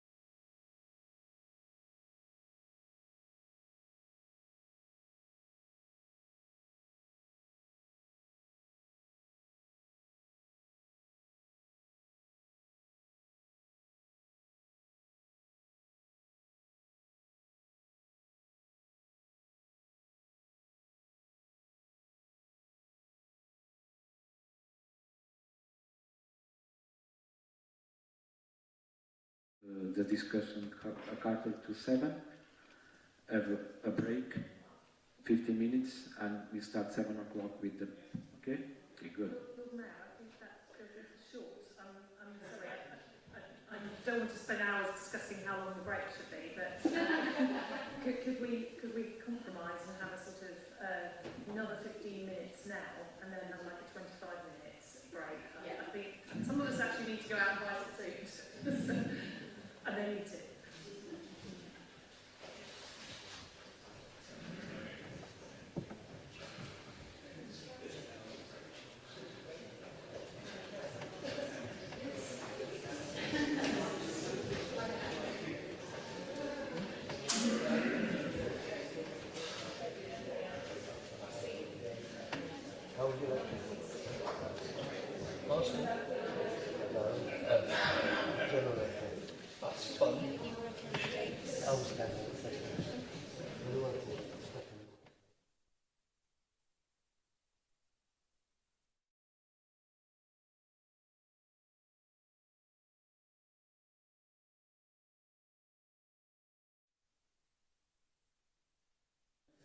And we'll do after the break, okay? Okay, now we now come to the questions on notice from members of the council. I will begin with the questions for Councillor Brown, leader of the council. Councillor Miles, do you have a supplementary to questions regarding the vision of zero commitment? Thank you, Linda, for explaining about the partnership working that's already happening on Vision Zero. That's excellent to hear. My understanding is that we as a City Council are committed to Vision Zero, but please can you state in one word, does this council formally commit to partnership working on Vision Zero to eliminate deaths and serious injuries on our roads, yes or no? Thank you. Yeah, Councillor Brown. I can say more than one word in response, which is yes, and we are waiting for the County Council to get back to us in order to progress it. Okay, thank you. Councillor Sanderson, do you have a supplementary to your question regarding the peace initiative? Yes, thank you, Deputy Lord Mayor. My question is that we want to continue engaging in peaceful talks and understanding across all divides, and given that in previous council meetings we've had representatives from both Palestinian and British doctors coming to speak with us, members of the Palestinian community, I feel is it not possible to have two people who work closely together, indeed are good friends, and travel around the country, around the world, speaking together and in the name of peace. I understand where this is coming from, and of course we absolutely share the concerns and the desire for peace. I'm just not convinced that a council meeting is the right forum for this. So, you know, having a meeting, a public meeting, to hear these two people speaking would be really amazing and interesting, and I'm sure would be something that you know, we could all welcome. But a sort of 3 minutes at the start of a council meeting, which is all we have granted to kind of anybody else speaking on these issues, just doesn't really feel that it would be sufficient. And if we were to make a much longer period than that, then we would be eating into council business time and potentially making a very, very long meeting of it. So I just don't think this is the right forum for that kind of proposal. I think your proposal in general about having a public meeting is one that we could be supportive of. Okay. Council Di Jafari Nardini, do you have a supplementary to regarding the action plan for reduction in child poverty? No, thank you. Councillor Kier, do you have a supplementary regarding the 4 days work week motion? Now, questions for Councillor Farmer, Cabinet Member for Finance and Asset Management. Councillor Malik, do you have a supplementary regarding the incentives to Westgate's business? No, thanks for the answer. Councillor Ross Jarvis, do you have a supplementary regarding lobbying efforts to end austerity policies? No. Now, I shall take the questions for Councillor Ralton, Cabinet Member for Zero Carbon Oxford. Councillor Ainwood, do you have a supplementary regarding pollution levels inside Z zones? No. Councillor Ainwood, do you have a supplementary regarding the City Council's NOQ target? No. Councillor Ainwood, do you have a supplementary regarding incomes and expenditures from the Z expansion? No. Councillor Modiman, do you have a supplementary regarding measures to reduce the air pollution in the city centre? Yes, Deputy Lord Mayor, thank you. Given our commitment to reducing air pollution and congestion in the city, I'm really surprised at your answer that we're not able to spare any resource at all to investigate the idea of a pre-booking system at some of our city centre car parks and whether that would help reduce congestion. Can I just ask you to confirm that we really can't give any resource to looking into this at all? So to be clear, most of the car parks in the city centre do not belong to the city council. So this is generally a very substantial piece of work that our commercial. I'm not even sure how it would be done. It can't just land on our commercial property team because we don't own most of it. Yes, I don't have much to add to this answer. Actually, I think work of this nature needs to be resourced. It needs to be resourced from somewhere. And in order to resource it, we have to choose to not do something else. So I think, I stand by the response in this question. Okay, next are questions for the Councillor Sharpman, Cabinet Member for Citizen Focus Service. Councillor Miles, do you have a supplementary questions regarding the corner market waste rubbish?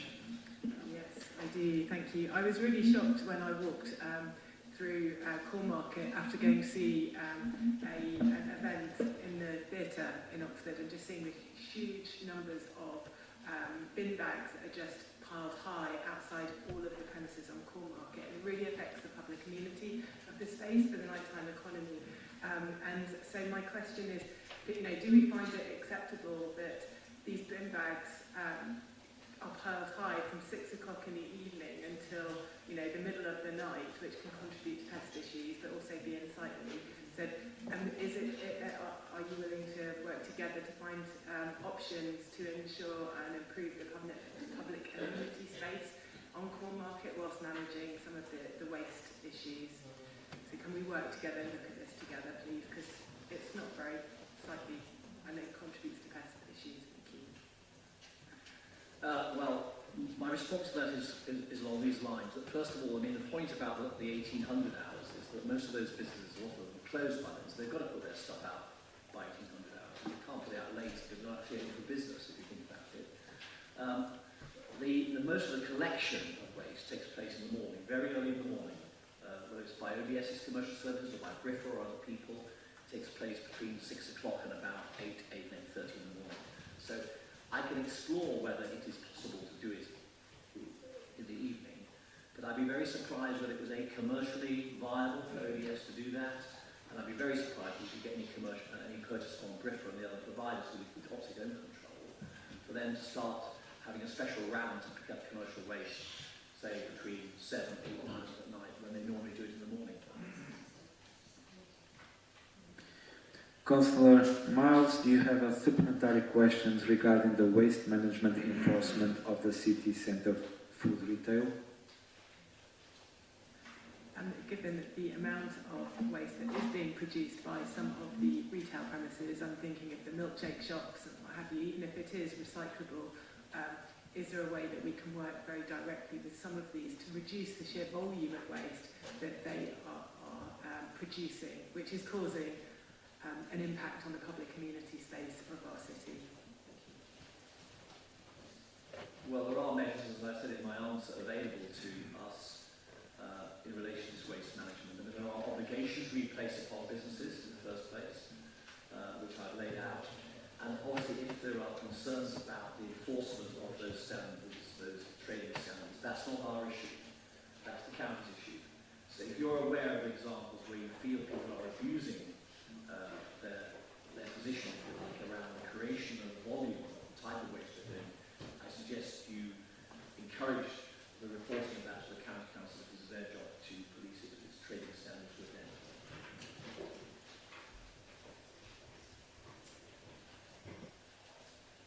You want to make an amendment, yes? Yes. Okay. Sorry, before you get to the standard, do you have a supplementary? I thought I actually ought to give the correct answer to the question. An incorrect version has been listed, for which apologies, I should have noticed it before. This is not my wording and I did not approve it. So if it changes your supplementary, the actual answer is: the damage done to South Park as a result of the 2023 Roundtable fireworks display was unacceptable and cannot be repeated. For any future events in South Park, the Council, working with Oxford Preservation Trust and the Friends of South Park, will require a clear cancellation protocol to be in place, with agreed deadlines by which events will be cancelled if the ground conditions are so poor that going ahead with an event will damage the park. Okay. Okay. As you notice, we are in the questions for Councillor Allingworth, Cabinet Member for Business, Culture and Inclusive Economy. Councillor Powell, do you have a supplementary questions regarding the damage to the South Park following the 2023 fireworks display? Yes, please, Deputy Lord Mayor, and thank you, Councillor Hollingsworth, for the updated answer. It is very reassuring to hear the seriousness with which the damage to the park has been taken. My supplementary question is regarding basically vehicle management plans on South Park. During last year's firework display, a large part of the damage seems to have been caused by vehicles driving up and down the park during the event. So simply put, what plans are there to ensure more effective vehicle management during any subsequent firework displays? There are proposals which are coming forward from the Roundtable, which will do two things. One will significantly reduce the area in which vehicles operate, and two will use what are called in the trade tank tracks, that are those lightweight aluminium things which people who go to festivals will be familiar with. and instead of the kind of rubber mat tracking. Those will make the grass go yellow, but will protect it. So obviously that is a significant improvement on what's gone before. Now, those are proposals which are coming forward. The council will, as I've said in the answer to the first question, need to discuss with the OPT and with the Friends of South Park if that is an acceptable proposition. But just to be clear, my intention is that we achieve what has been achieved before, which is a fireworks display that people can enjoy without damage to the park, and I do not think that those two things are mutually incompatible. Okay, thank you. Now I shall take the questions for Councillor Gay, Cabinet Member for Leisure and Park. Councillor Snowden, you have 3 questions on circle leisure and group bookings and are entitled to 3 supplementary questions. Can I have your first supplementary? Good news, folks, just the one. So, obviously this all revolves around the rates that are being charged for hiring pools. I note that in the schedule of fees and charges that we agreed with the contractor, we did restrict what they can charge for group bookings in other contexts. We said what they can charge, whether we agreed between ourselves, what they can charge for hiring of a whole sports hall or part of a sports hall. But we did not, in the schedule of fees and charges, say anything about a group hire of a pool, and then it appears that that's a hole that has been found, and that's how we're ending up with groups complaining that they're seeing the sort of doubling or tripling of their costs. So, was not restricting that bit, was that a deliberate choice on our part, or was that merely an oversight?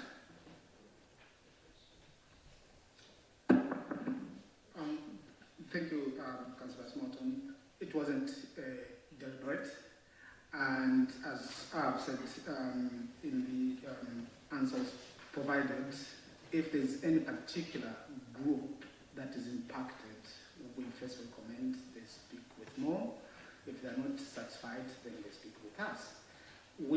You and I and other members have been discussing with one group that we think now we have reached a more favorable conclusion. So I would add on to say, if there's any other group, please discuss with more first, and then with us. We are more reasonable. We will look at the considerations and make recommendations.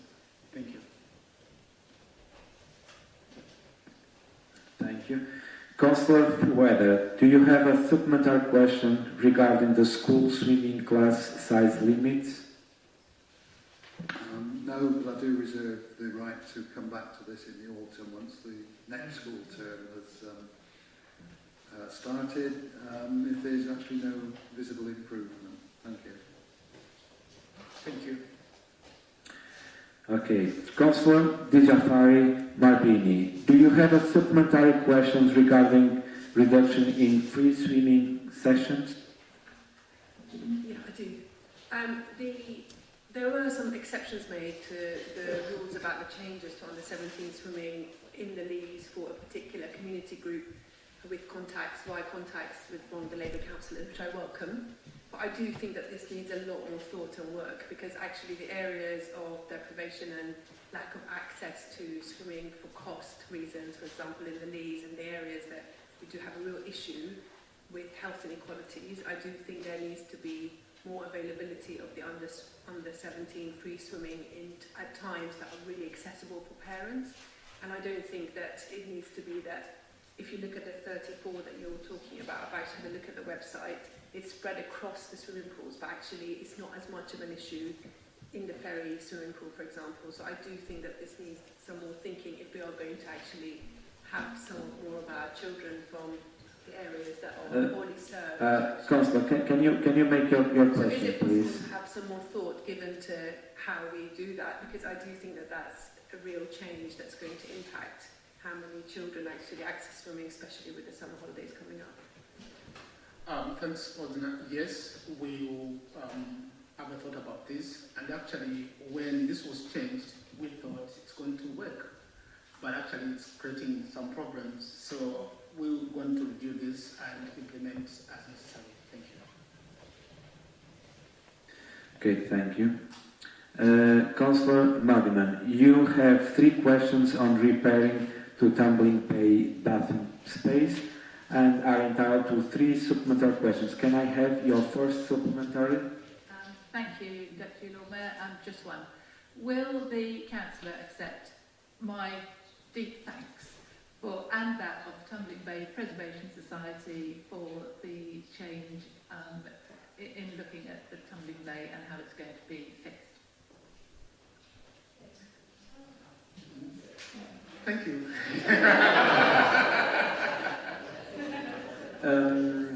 We agreed, discuss this 20 minutes. Now we'll go to the break and we carry on after the public meetings questions, okay? Thank you very much.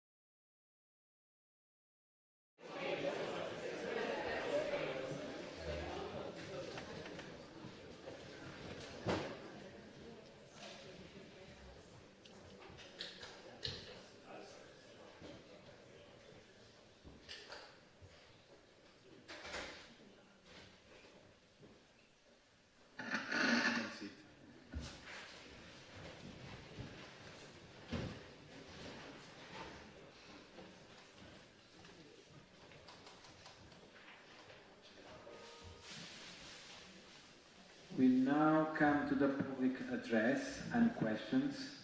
A total of 45 minutes is allocated for this item. David, can you please bring in the first public speaker? Our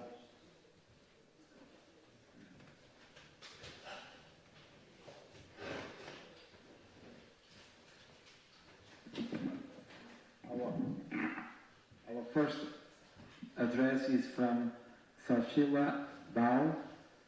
Welcome. You have 5 minutes to make your address. Thank you. I'm speaking on behalf of Oxford Pedestrians Association.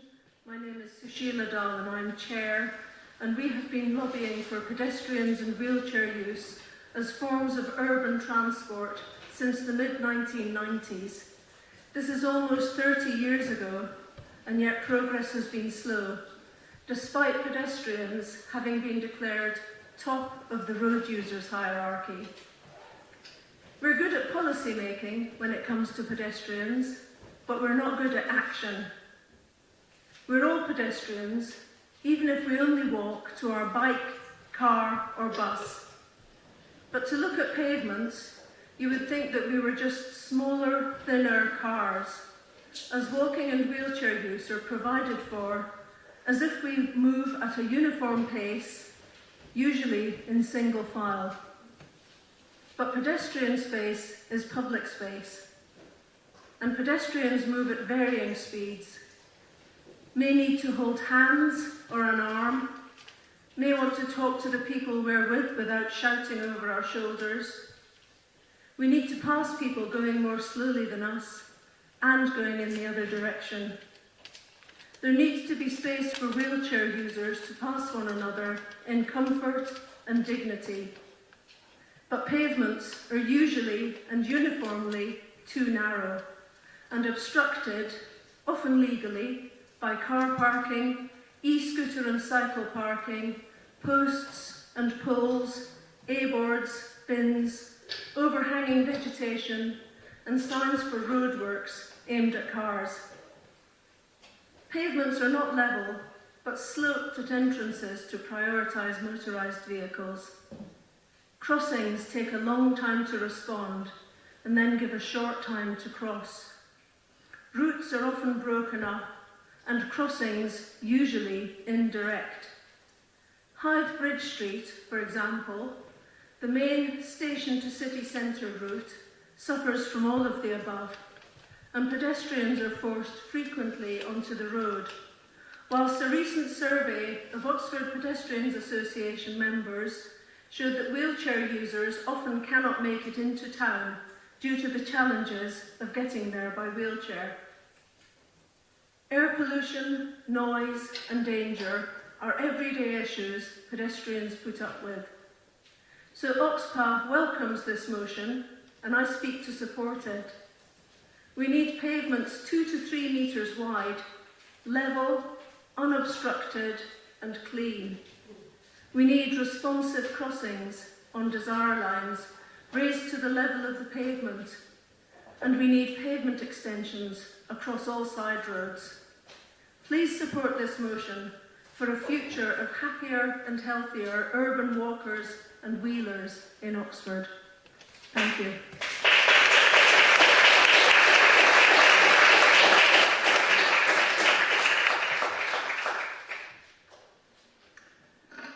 Thank you for your address. Please stay in the chamber for a response from Councillor Brown.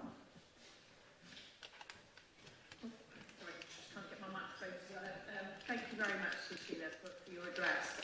We absolutely agree that pedestrians and wheelchair users are the top of the road users hierarchy, and that more could be done to improve their experience of getting around Oxford. I think it's right that everybody wins if more people feel safe and comfortable walking more. And we widely acknowledge the need to reprioritise road space and have embedded this in council strategies, for instance our local plan and our city centre action plan. Your address highlights some of the real obstacles, both metaphorical and intangible, in the way of a good pedestrian experience. It's true that our city has predominantly narrow streets and therefore often exceedingly narrow pavements, and yes, the City Council has a role to play here.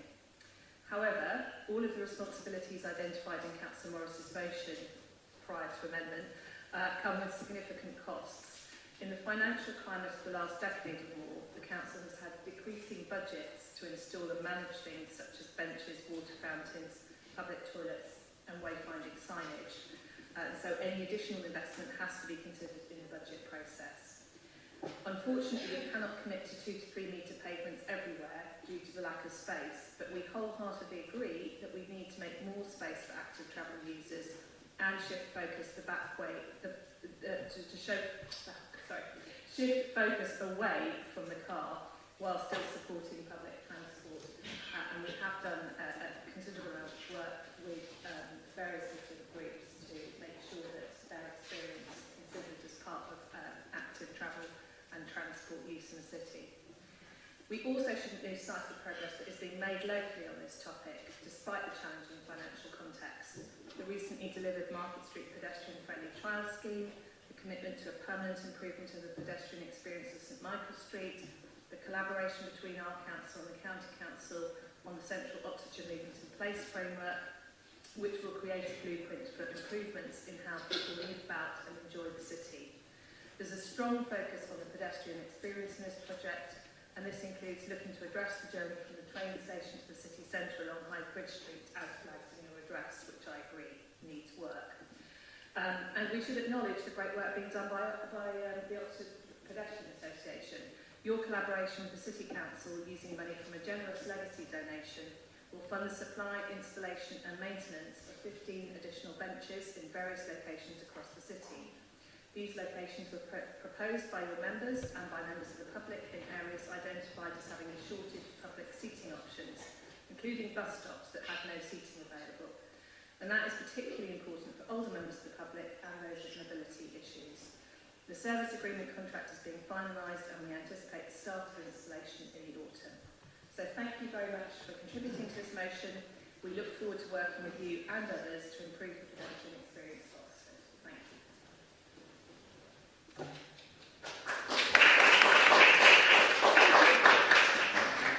you. Thank you.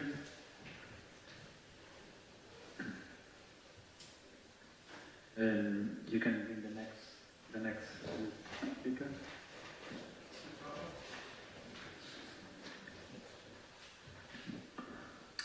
Public concern and disquiet have been publicly expressed following Cabinet Member Louise Upton's astonishing decision, revealed at last full council meeting, to use her public office to waive and not pursue BMW's £800,000 levy.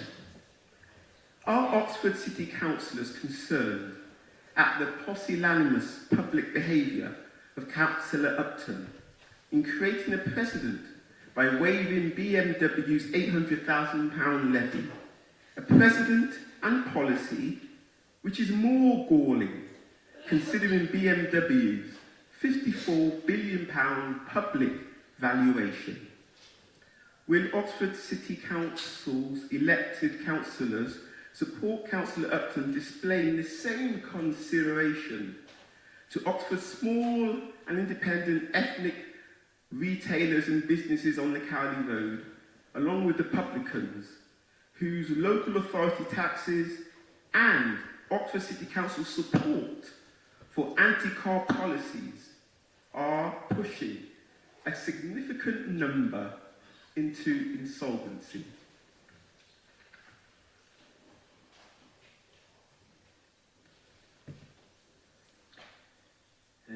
Thank you for your address. Please stay in the chamber for a response from Councillor Upton.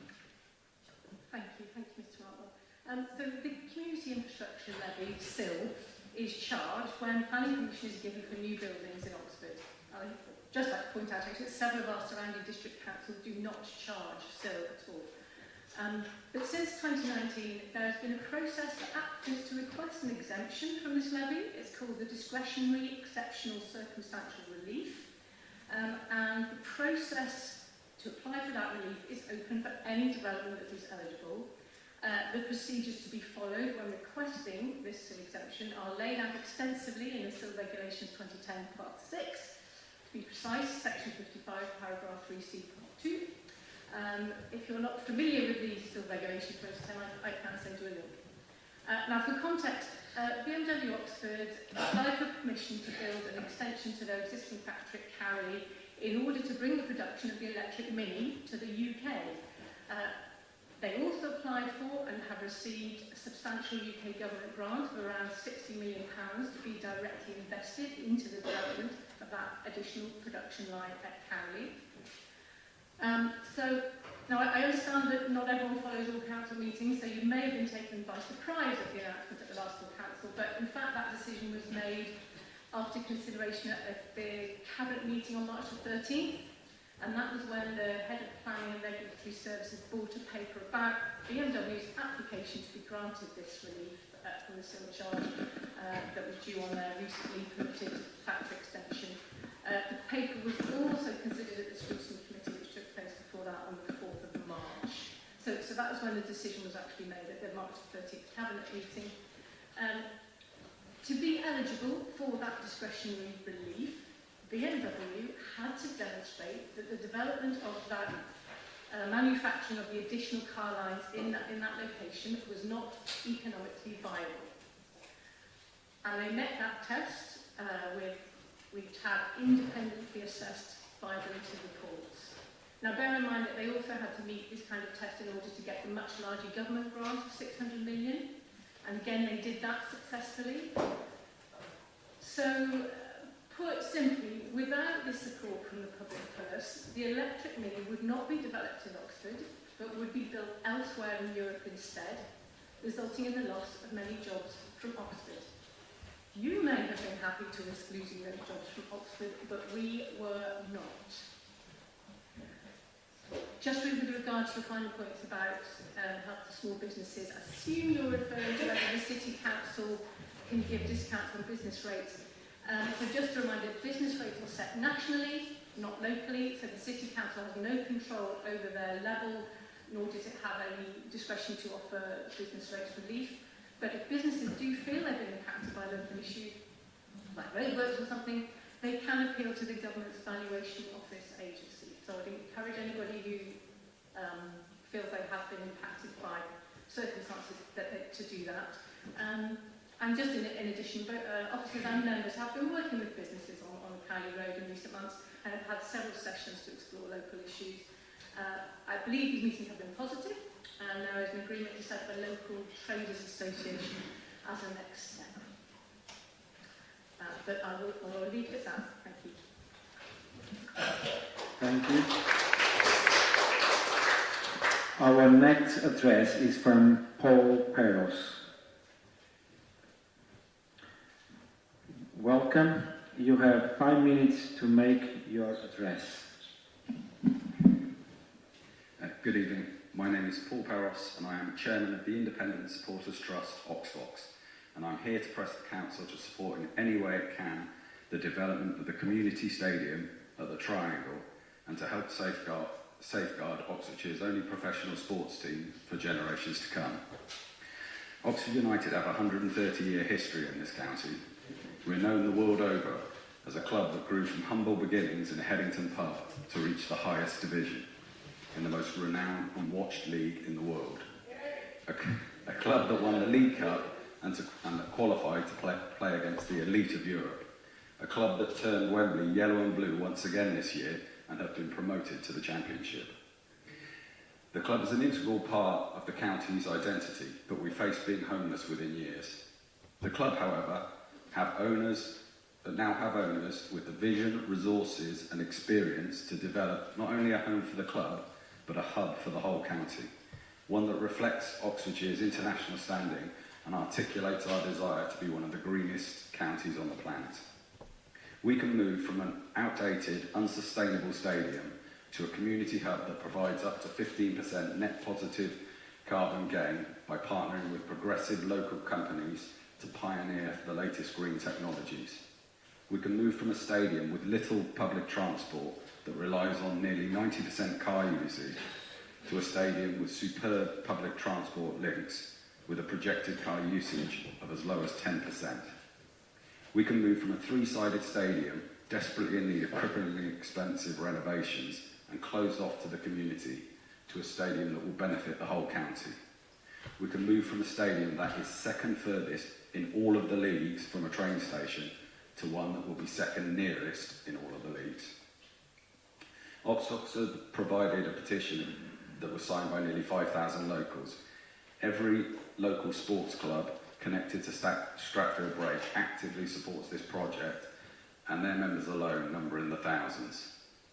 Asking how the club intends to safeguard the green belt, protect the environment and ensure traffic and parking are mitigated is completely understandable. These questions are being answered in planning, and the club is laying out its vision to revitalise an unloved and contaminated scrubland. The local community deserves the chance to see this project undertaken that will provide infrastructure, jobs and vitality to the area. A community hub that will not only free up brownfield space elsewhere in the county for much needed housing, but would form part of a strengthened green belt around Killington. The club have committed this vision to public scrutiny so that an informed decision can be made. The sea of happy faces filling the centre of Oxford for the victory parade that came to this very building gave witness to how many people care about this club. Our world-renowned city prides itself on being at the forefront of technology, innovation and green thinking. This project offers the chance to reflect and advance those principles and make a positive contribution to the whole county. A chance to provide young people with both improved facilities and positive inspiration, and the whole community a much needed boost. We cannot let the vocal minority rob us of this chance.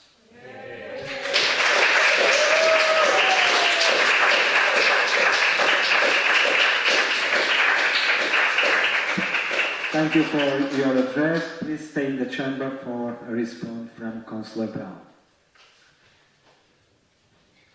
Thank you very much. We have got a motion on the agenda in a bit, which I'd like you to say for, and certainly we are very committed to an inspiring future for Oxford United, and we were delighted to welcome the team to a parade here in our city.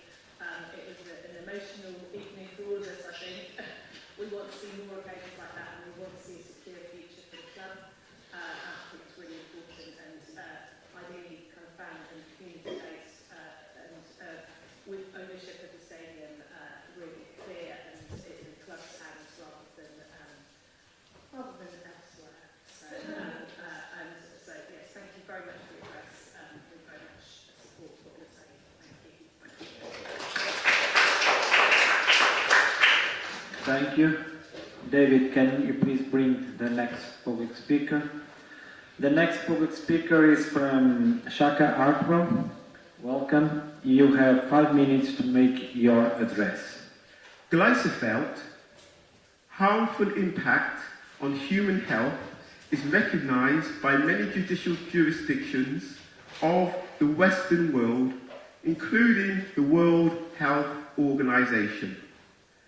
For this reason, I am addressing Oxford City Councillors once again, as I believe within a decade, when our youth are suffering from various forms of carcinohematomia, which the source will be traced to Oxford City Council's wanton spraying, even during the winter months, of this herbicide called glyphosate. A University of Washington review of numerous studies determined that glyphosate exposure may increase the risk of non-Hodgkin's lymphoma by 41%. A similar scenario occurred with the recent infected blood scandal, whereby patients, many of whom were children, were injected with imported blood products from the US, contaminated with hepatitis and HIV, which had been taken from high-risk drug users and sexual minorities. Secondly, glyphosate has the quality of being toxic long after its application at the stem of Oxford's wildflowers. This tragic reality is compounded by the fact that Oxford is in a valley which acts as a funnel for glyphosate and pesticide runoffs from our farms into the human drinking water. This combined cocktail of herbicides and pesticides for field runoff, together with ODS's year-round spraying of glyphosate, needs to be given greater attention than air quality concerns. Once again, I am asking and calling on the elected Oxford City councillors to place a moratorium on the spraying of glyphosate within Oxford by ODS.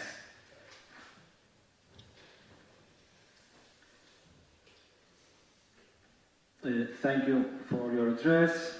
Please stay in the chamber for a response from Councillor Chapman. Mr. Arwell, thank you very much for your address. I'd like to remind you that in 2022, as Cabinet Member for Citizen Folk Services, I commissioned a comprehensive review of the use of glyphosate-based weed killers by ODS. ODS carries out the bulk of parks, open spaces and paved services maintenance on behalf of the council in the city. The review looked at the regulatory position, how the weed killer was used in Oxford, and the cost and effectiveness of alternative weed killer methods being trialled by other councils in England. The review found that significant care was taken in the way glyphosate is used by ODS in Oxford to minimise negative impacts on wild biodiversity. It was being applied by staff wearing PPE on hard paved areas and edges of tennis courts, targeting individual weeds in a precise way, not in a wanton and careless way that your public address alleges. It also found that all of the alternative weed treatments had a higher cost to apply them, and none has demonstrated the level of effectiveness of glyphosate. The use of acetic acid, for instance, created new risks to insect population and to humans.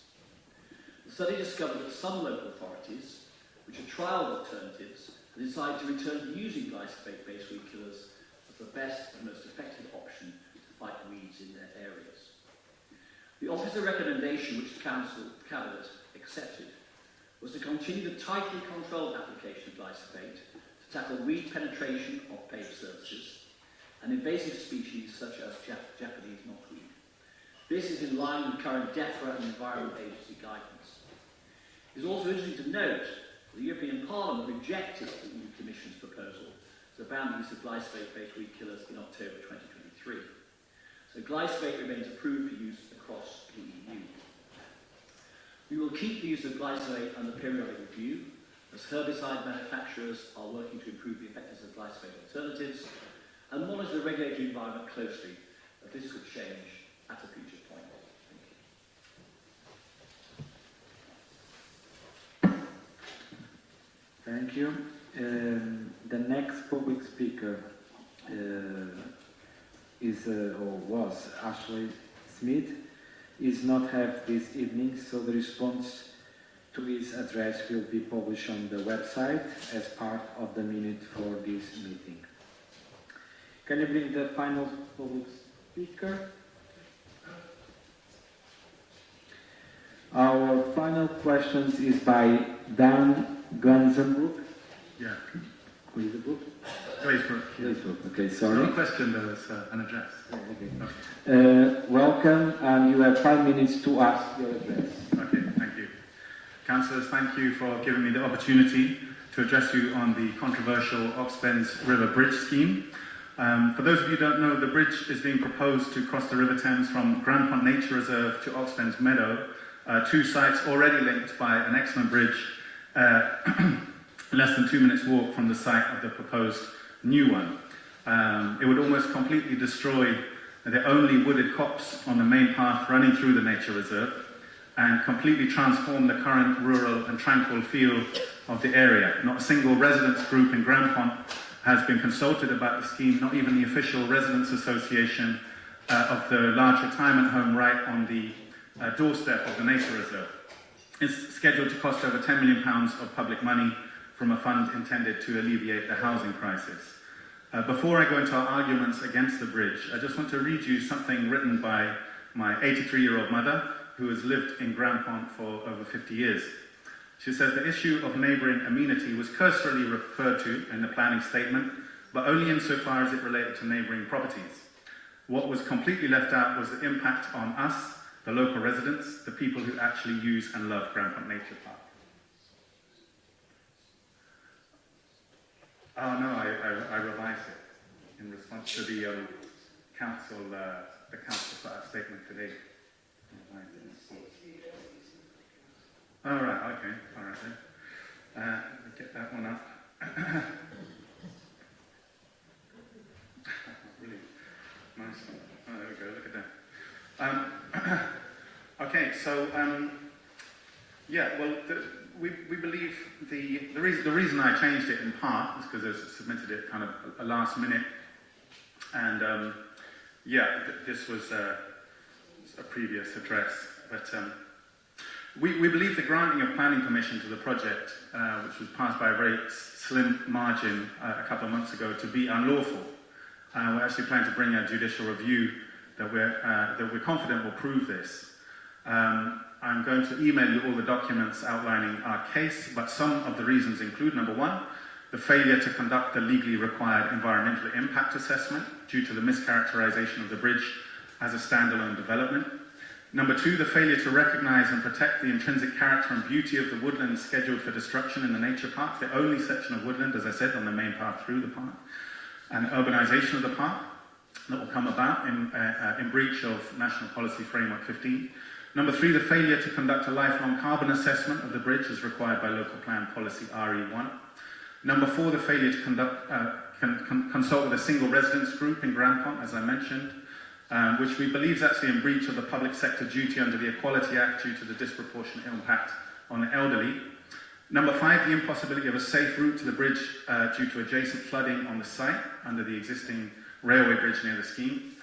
And we believe the use of money from the housing and growth deal for the bridge to be an abuse of this fund for two reasons. Firstly, the deal, in its own words, is supposed to ensure that people can live in affordable homes. And this specific part of the growth deal being used for the bridge is from a pot designated for, quote, infrastructure to unlock key housing sites. Yet the infrastructure the bridge will supposedly unlock is not a key housing site. It's a new Oxford University Science and Business Park proposed for Oseley Mead with a tiny housing allocation of just 247 homes, according to the local plan. The 4,000 workers expected to be brought into the development will exacerbate pressure on the Oxford housing market, not relieve it, and the net effect will be to make housing in the city less, not more affordable. Secondly, the council's own planning officers stated repeatedly at the Planning Review Committee on April 18th that the bridge is not required by the Oseley Mead development. In any case, if this is the case, it can't also be argued the bridge is needed to unlock the Oseley Mead development. And there's so many other uses this money could be put to. The A40 by Barton Park's crying out for a cycle and pedestrian bridge, which would actually benefit local people rather than harm them. Number seven, council planning officers made a number of untrue statements in the planning committee.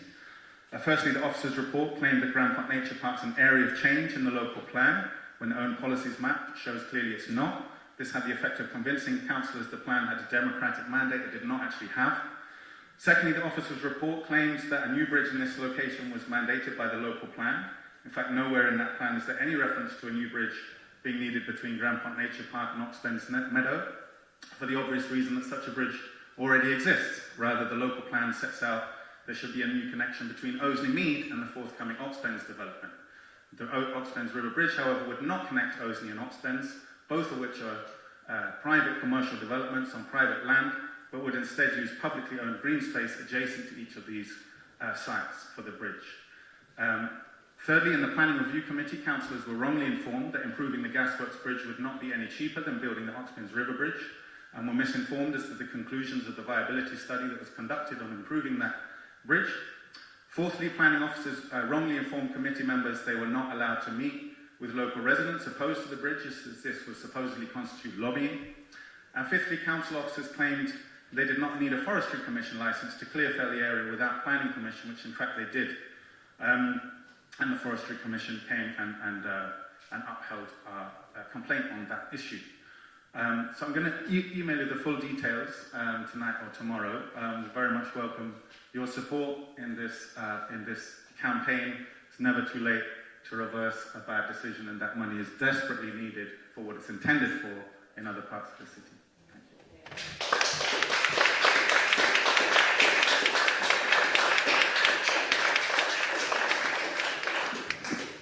Thank you for your address. Please stay in the chamber for a response from Councillor Up. Thank you, Mr. Daybrook, thank you. Just to remind you that both the Oxford City Planning Committee and the Planning Review Committee resolved to grant planning permission following consideration of all of the evidence, having regard to all representations received, and after considering all material planning considerations. The Planning Permission has now been issued, and it will be inappropriate for me to comment further, given that you've implied the possibility that legal proceedings might be brought against the council. However, I understand that the leader has something to add to this. Councillor Brown. Thank you, Deputy Lord Mayor. Mr. Daybrook, you intimated earlier that we have indeed issued a statement today about the Ox-Thames River Bridge, trying to put in the public record some of the facts around the bridge and why we believe it to be important. The bridge will improve the choice of routes for people accessing the area now and in the future. It will deliver a net biodiversity gain. In bringing the scheme forward, officers have followed the proper process in making the planning application for the bridge, which my colleague, Councillor Upton, has just acknowledged. Options for the bridge's location were explored before the proposed location was put forward as the best location, and this was decided to be the best location. Importantly, because I think there's been some misinformation about this, the gross deal funds being used to deliver the bridge is an appropriate use of this grant, and it is mainly funded by the Oxfordshire Housing and Growth Deal. And finally, the proposals have been designed to ensure that the bridge will improve access during the floods, not worsen it.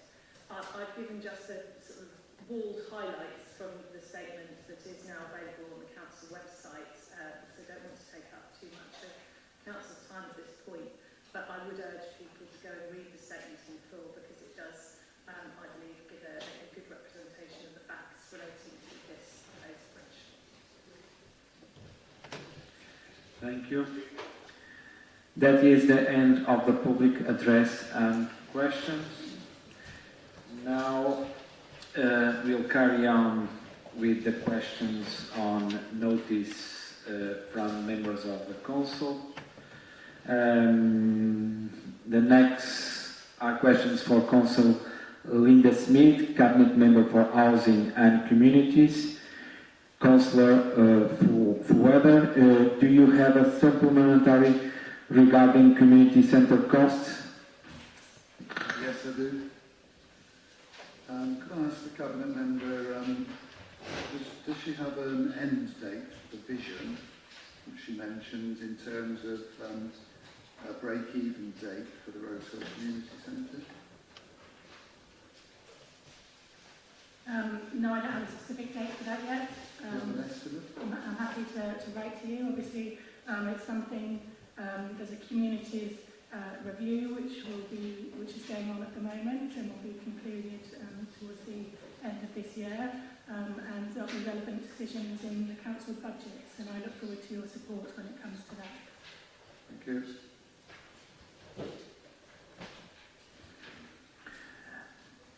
Councillor Jafari Marbini, do you have 5 questions? Do you have any supplementary questions? Yes, I do, thank you. Thank you for the answer.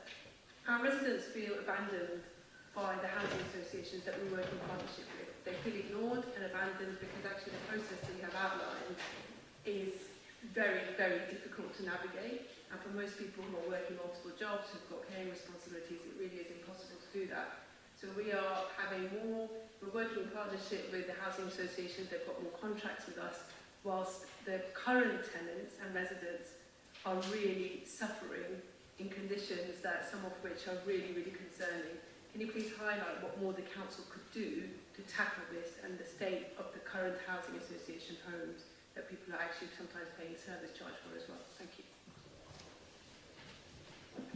Well, you're in a very good position as the local ward councillor to assist them.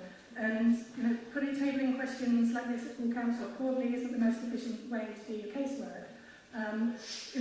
We set out the processes there. If there are hazards in housing association homes, people should complain first of all to their landlord, and if they are not satisfied, if the issue is not resolved, then the council has the residential regulation team here, which has statutory powers to demand the landlords, including housing associations, make improvements.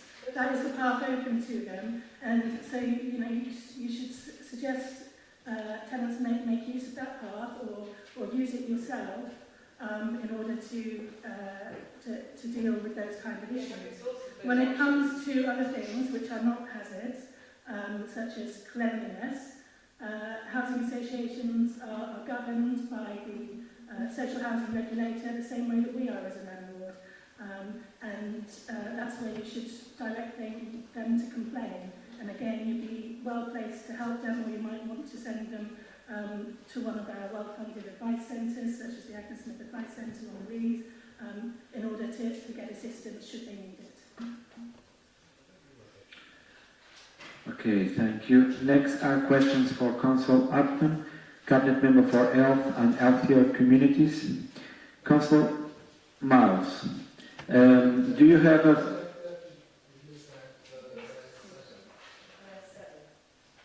I'm sorry?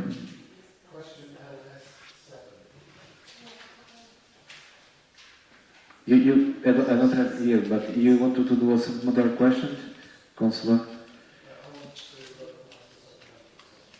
You can do it. Thank you, Deputy Lord Mayor. Could I just ask the Cabinet Member to clarify,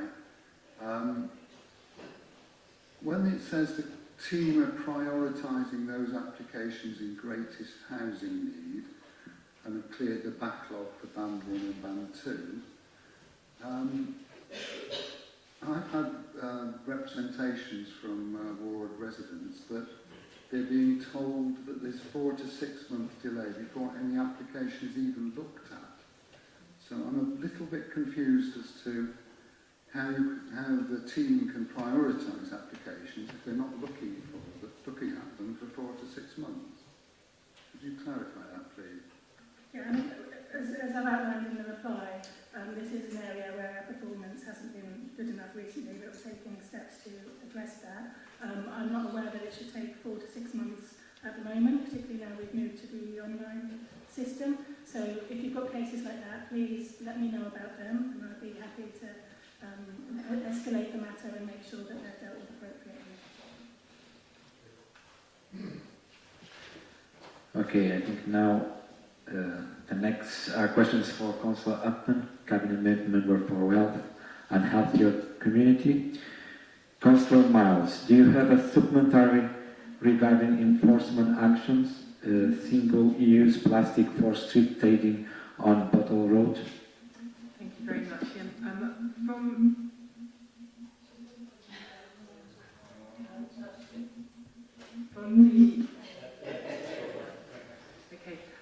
From earlier questions to Council, my understanding was the policy of single-use plastic or ban on that for street trading was going to be implemented straight away, and that there wasn't going to be this grace period for traders.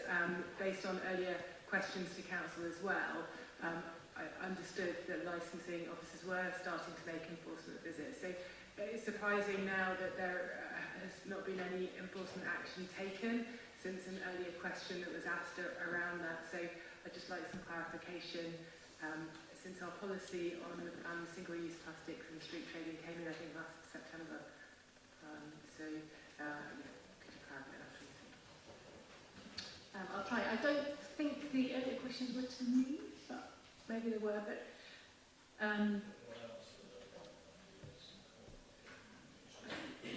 okay. Anyway, so we did agree that they could use up existing stocks, I guess, rather than just throw those away immediately. And I think after that, then our enforcement officers always take a balanced approach about trying to engage and educate first. So if that's what they have been doing rather than going heavy-handedly with enforcement. But I'm informed that actually for enforcement it should now be, it's the trading standard people at the county, not our officers, who would take that action. So if you're seeing anybody using single-use plastic still, then we should be reporting them to trading standards at the county council.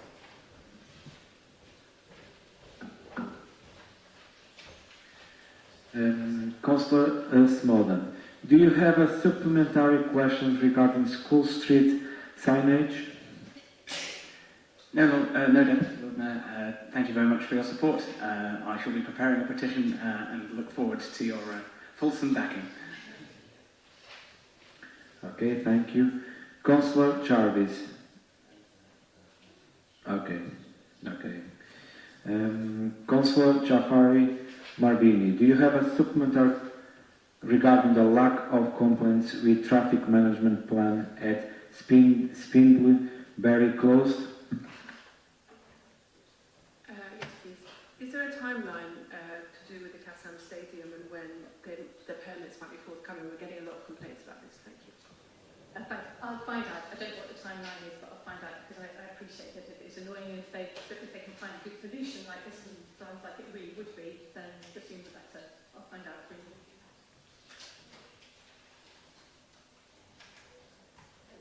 I'm being informed by local councils that it has actually already been implemented. People are already starting to park around it in trailers. So hopefully the situation will be improving.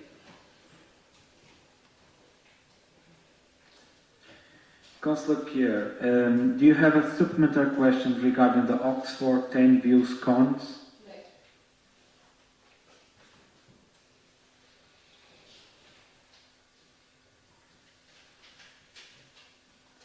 The next, Councillor Rowe, bike parking available in the city?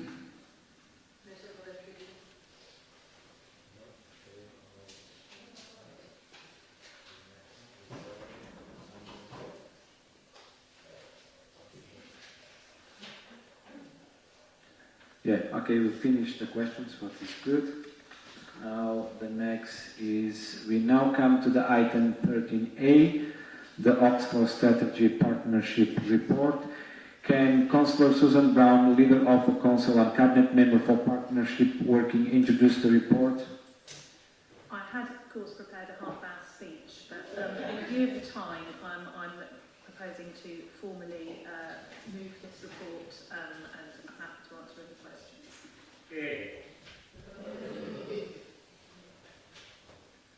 Do any members wish to speak on this item? Councillor Ross Smith.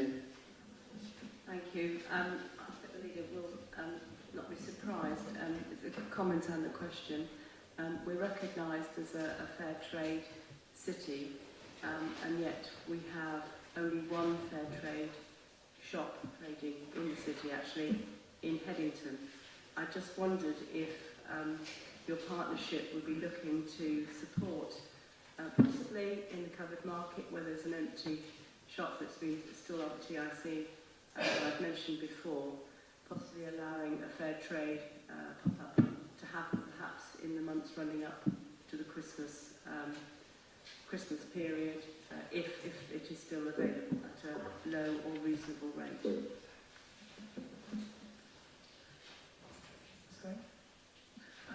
Sorry, I can't make any promises about renting out of covered market premises through sort of negotiations in council. Obviously, we are supporters of fair trade. We are a fair trade city. It was a great shame that the church fair trade shop in Corn Market closed. Sorry to see it go. I'm sure if an approach is made to the City Council, to the covered markets, about a letting of property from an organisation which can sell fair trade products, it will be looked at, and all things being equal, I'm sure it will be favourable. But as I said, I'm not aware of any specific proposal that's come forward at the moment, and I can't do lettings or shops in the covered market by council questions. No, thank you for your reassuring answer.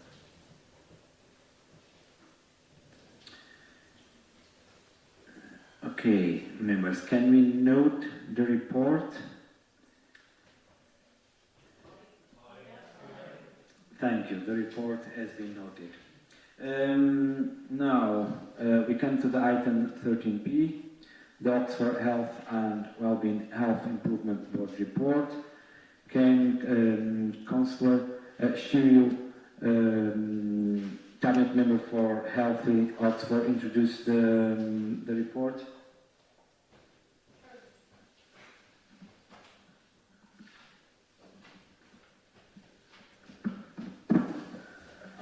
Thank you, your Deputy Lord Mayor. This report is just there to note of the wonderful work that we are doing at the Council to the our citizens. So I therefore move the report. Thank you.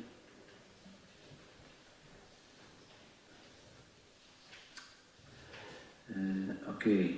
Do any members wish to speak on this item? Okay. Sorry. Members, can we note the report? Okay. Thank you. The report is noted. Now, we come to the item 14, the Annual Scrutiny Committee report. Can Councillor Catherine Miles, Chair of the Scrutiny Committee, introduce the report?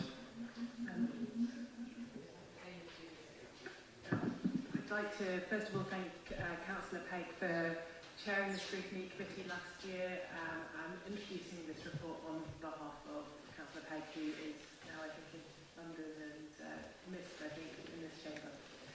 Lots of scrutiny activity happened in the last municipal year, which culminated in submission of 142 recommendations to Cabinet across multiple scrutiny committees, the main committee, the Climate and Environment Panel, and the Finance and Performance Panel, and also the Housing and Homelessness Panel.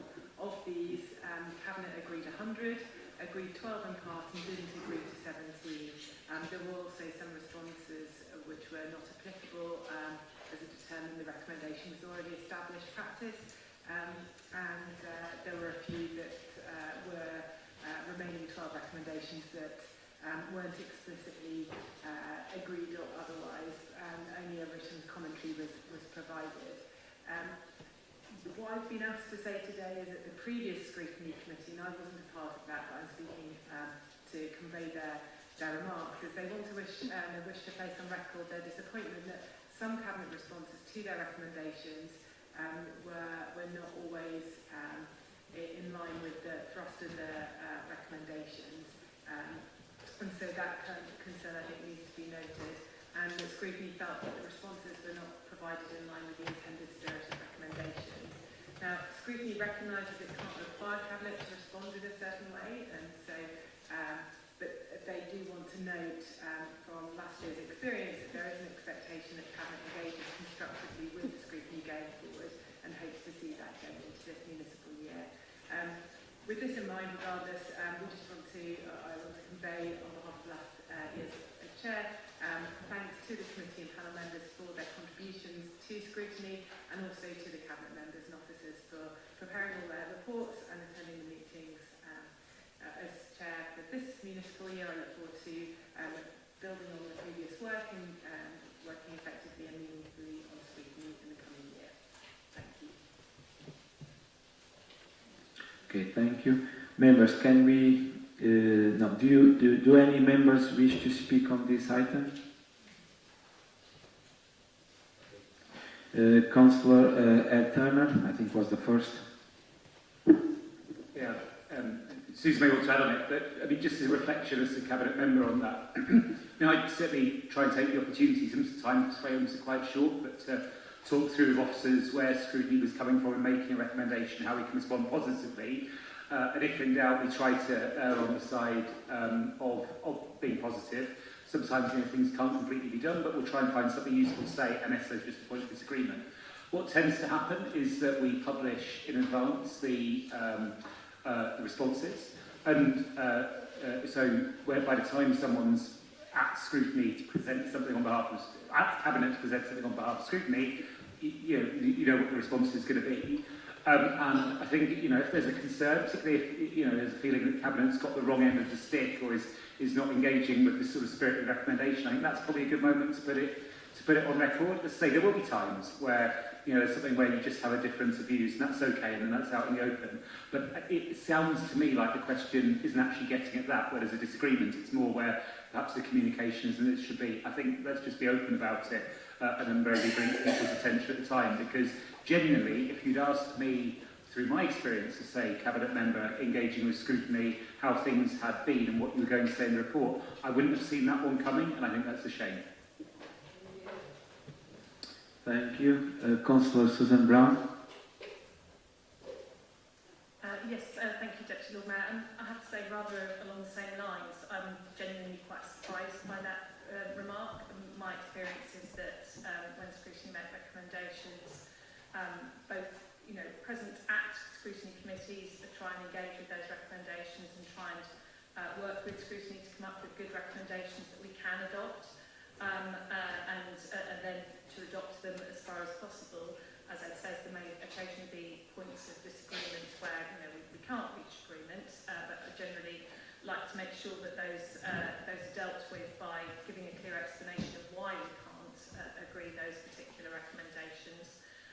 So, yeah, I'm a bit surprised by those comments and disappointed, if I'm honest, because I had hoped, indeed, you know, we've had some discussion about this earlier in the chamber tonight, that we were working pretty well together as the Cabinet and scrutiny. I think if you look at the way in which the number of recommendations that we do agree with and adopt as a council, I think it will probably compare pretty well to many other councils. And I think, generally speaking, we do work well together. So I just wanted to put that on the record. Okay, thank you. Members, can we note the report? Okay, thank you. Now, come to the item 14A, the Scrutiny Committee Update Report. Can Councillor Catherine Miles, Chair of the Scrutiny Committee, introduce the report? Thank you. So, I, as mentioned earlier, am now the Scrutiny Chair for this municipal year, and so I'm looking forward to seeing how scrutiny works in the City Council compared to the role I have as a Scrutiny Chair of Gotch Scrutiny.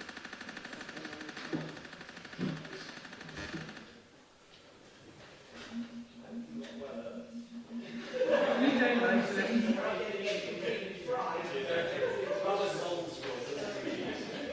someone's cursed me. Okay. I was not on scrutiny last year, so so just this is an update to the activity since the 1st of March 2024 till the 30th of June 2024. So it actually spans the remainder of the last municipal year since the previous update to Council and the beginning of this municipal year. So of the last municipal year, Scrutiny Committee met twice. The Housing and Homelessness Panel and Climate Environment Panel and Finance Performance Panel met once each. And also the Company Scrutiny Panel joined one meeting of the shareholder and joint venture group, because they were combined previously. And you can find the details of those reports in your meeting pack. At the beginning of this municipal year, up until the 30th of June, we've had one scrutiny meeting and the Climate and Environment Panel has also met.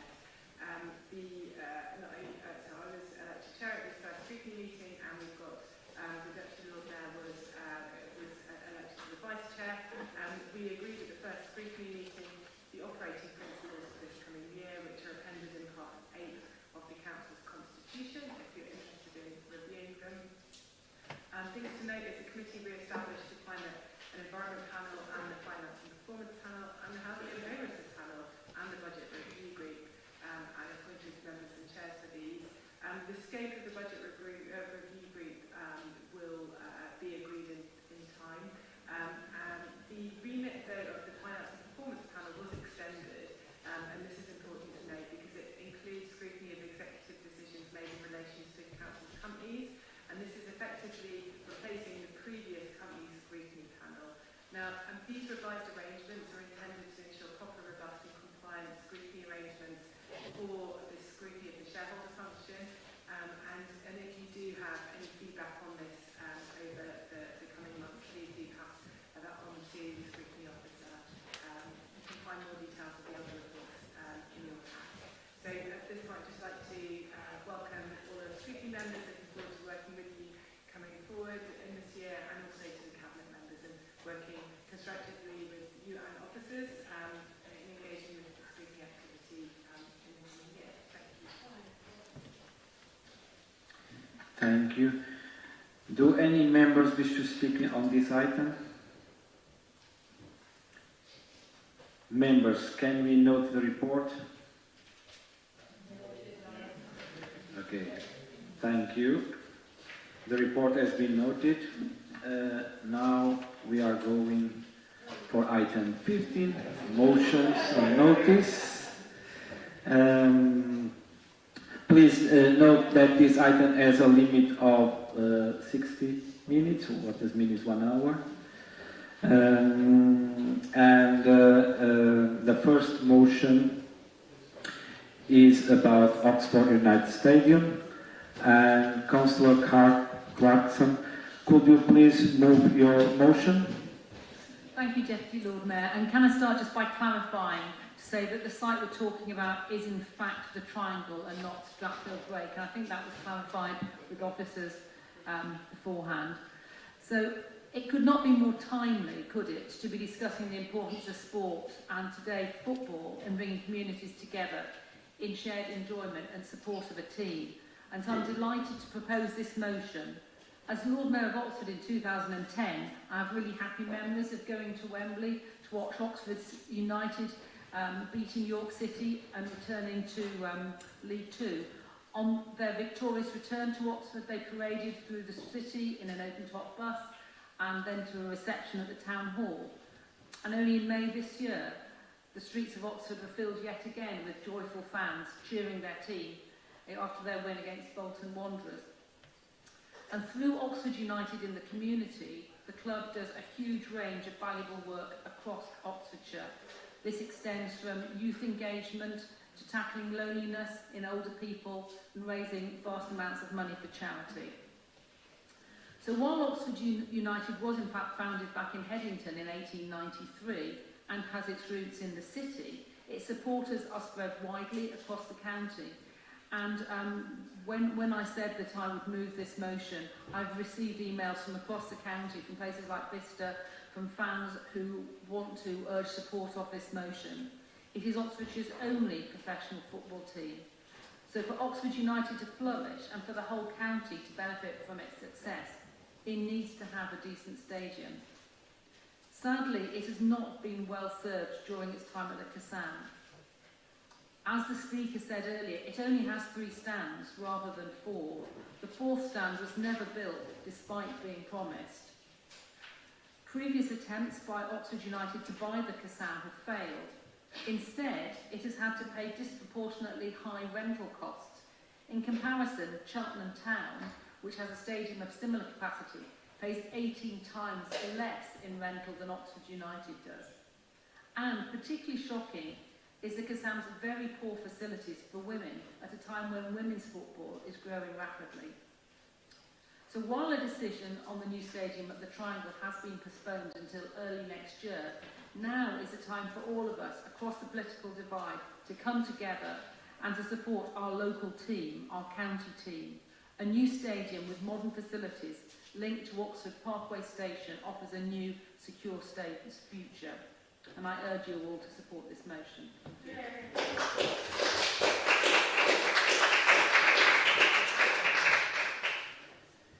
Is the motion second?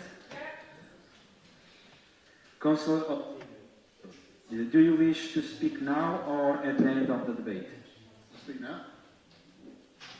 So 31,000 local fans cheered on the Yellows to victory over Bolton Wanderers at Wembley in May this year. And 2 days later, the streets outside this very town hall were jam-packed again with local fans celebrating their promotion. Sadly, I was stuck in a licensing committee meeting. There can be no doubt of both the uniqueness and importance of Oxford United to residents not only of Oxford City, but to residents of all the neighbouring districts across Oxfordshire and beyond. a unique opportunity to locally watch high-quality professional sport and to enjoy local rivalries with teams in Swindon, Wycombe, Reading and beyond. But having a flourishing and successful local football team is not something that can be taken for granted. In fact, there are sadly too many examples around the country where having a local professional football team at all can no longer be taken for granted. Whoever the actual owners are, like all football clubs, Oxford United really belongs to its fans, to our and our neighbouring districts' local communities. Despite its recent success on the playing field, Oxford United is facing an extremely uncertain future. It does not own its own ground. The lease it holds there runs out in 2026, and if it cannot find a new stadium, it will become homeless. Its current ground is owned by a previous owner who fans feel extremely let down by and who they doubt ever intended to honour the commitments he made when taking over the club. Without ownership of its own stadium, Oxford United's future is utterly uncertain. The only option now for Oxford United is to build their new stadium at the triangle between Oxford and Kiddington. There is no longer another option. All change causes anxiety. All change comes with challenges to be overcome. In my own ward in Northfield Brook, there are many fans that will now have a more difficult and longer journey to get home to home games. There are local businesses that will suffer from loss of matchday trade, but I have no doubt that communities in Northfield Brook and in neighbouring Blackburn, Leeds and Littlemore are committed to Oxford United's move. Their commitment to our local football team surviving, their commitment to the wider Oxfordshire community goes well beyond any inconvenience caused to themselves.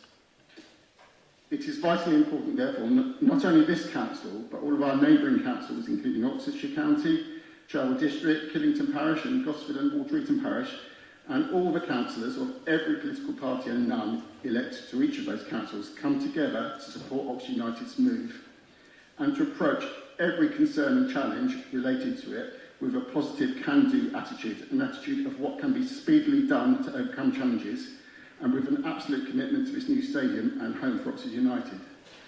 I ask here for unanimous support for this motion, unanimous support for Oxford United, a commitment to our local football team, but also as members of different political parties, unanimous support from your parties, whichever council they sit on.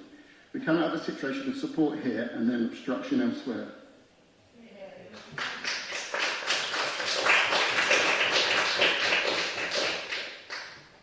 Okay, thank you. I have three councillors that we want to speak. I don't know if you're now. Okay, what I ask is, if they want to speak, raise your hands. I need to say, okay, I see. Give me the share. Okay. Yes. Good.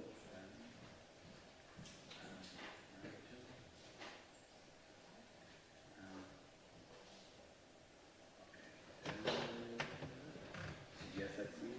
I think I have. Yes, I see.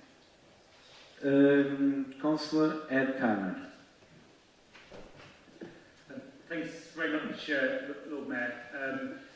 Deputy Lord Mayor, a couple of quick reflections before I segue into what I want to say. And I've got all sorts of Oxford United memories. I was lucky enough to go to the Manor Ground occasionally when I was relatively new to Oxford. Great experiences there, real sort of football stadium vibe. Two Sam Stadium memories out of many stay in mind. One was a home match in the FA Cup against Reading. And I was on a bit of a diet at the time and had wrapped myself some carrots to enjoy at half-time. And I was in a particularly bawdy bit with ex-councillor Richard Harbour, actually, at the Oxford Mail stand. And I thought, I cannot just open up my carrots and humiliate myself and eat those, so I went hungry. Another was, I was lucky enough to officiate in the Oxfordshire Senior Cup final, which used to be played at the Sam, more of that in a second. Good game refereed by John Busby, local referee now in the Championship. And foul happened right in front of me. I flagged vigorously, and then gave free kick, and I realised, of course, I flagged vigorously, completely wrong direction. And the guy that had, poleaxed the opponent, anyway, whatever, completely wrong.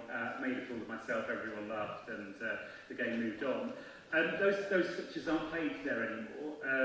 The County Cup finals tend now to happen at Oxford City Stadium or at Thames. I think that's a shame, and it does point to the fact that unfortunately Sam isn't usable by the local community in the way that you might hope a stadium for the elite football club in the county would be. it's incredible going down to Oxford City these days. Of course, it's where the Oxford United women's team plays as well. A real beacon of inclusive football, real hub, and to me that comes from the ethos of the club and the fact that we own the stadium at Oxford City, but we work in partnership with the club, and that's a really impressive thing. Oxford has an amazing landscape of grassroots football.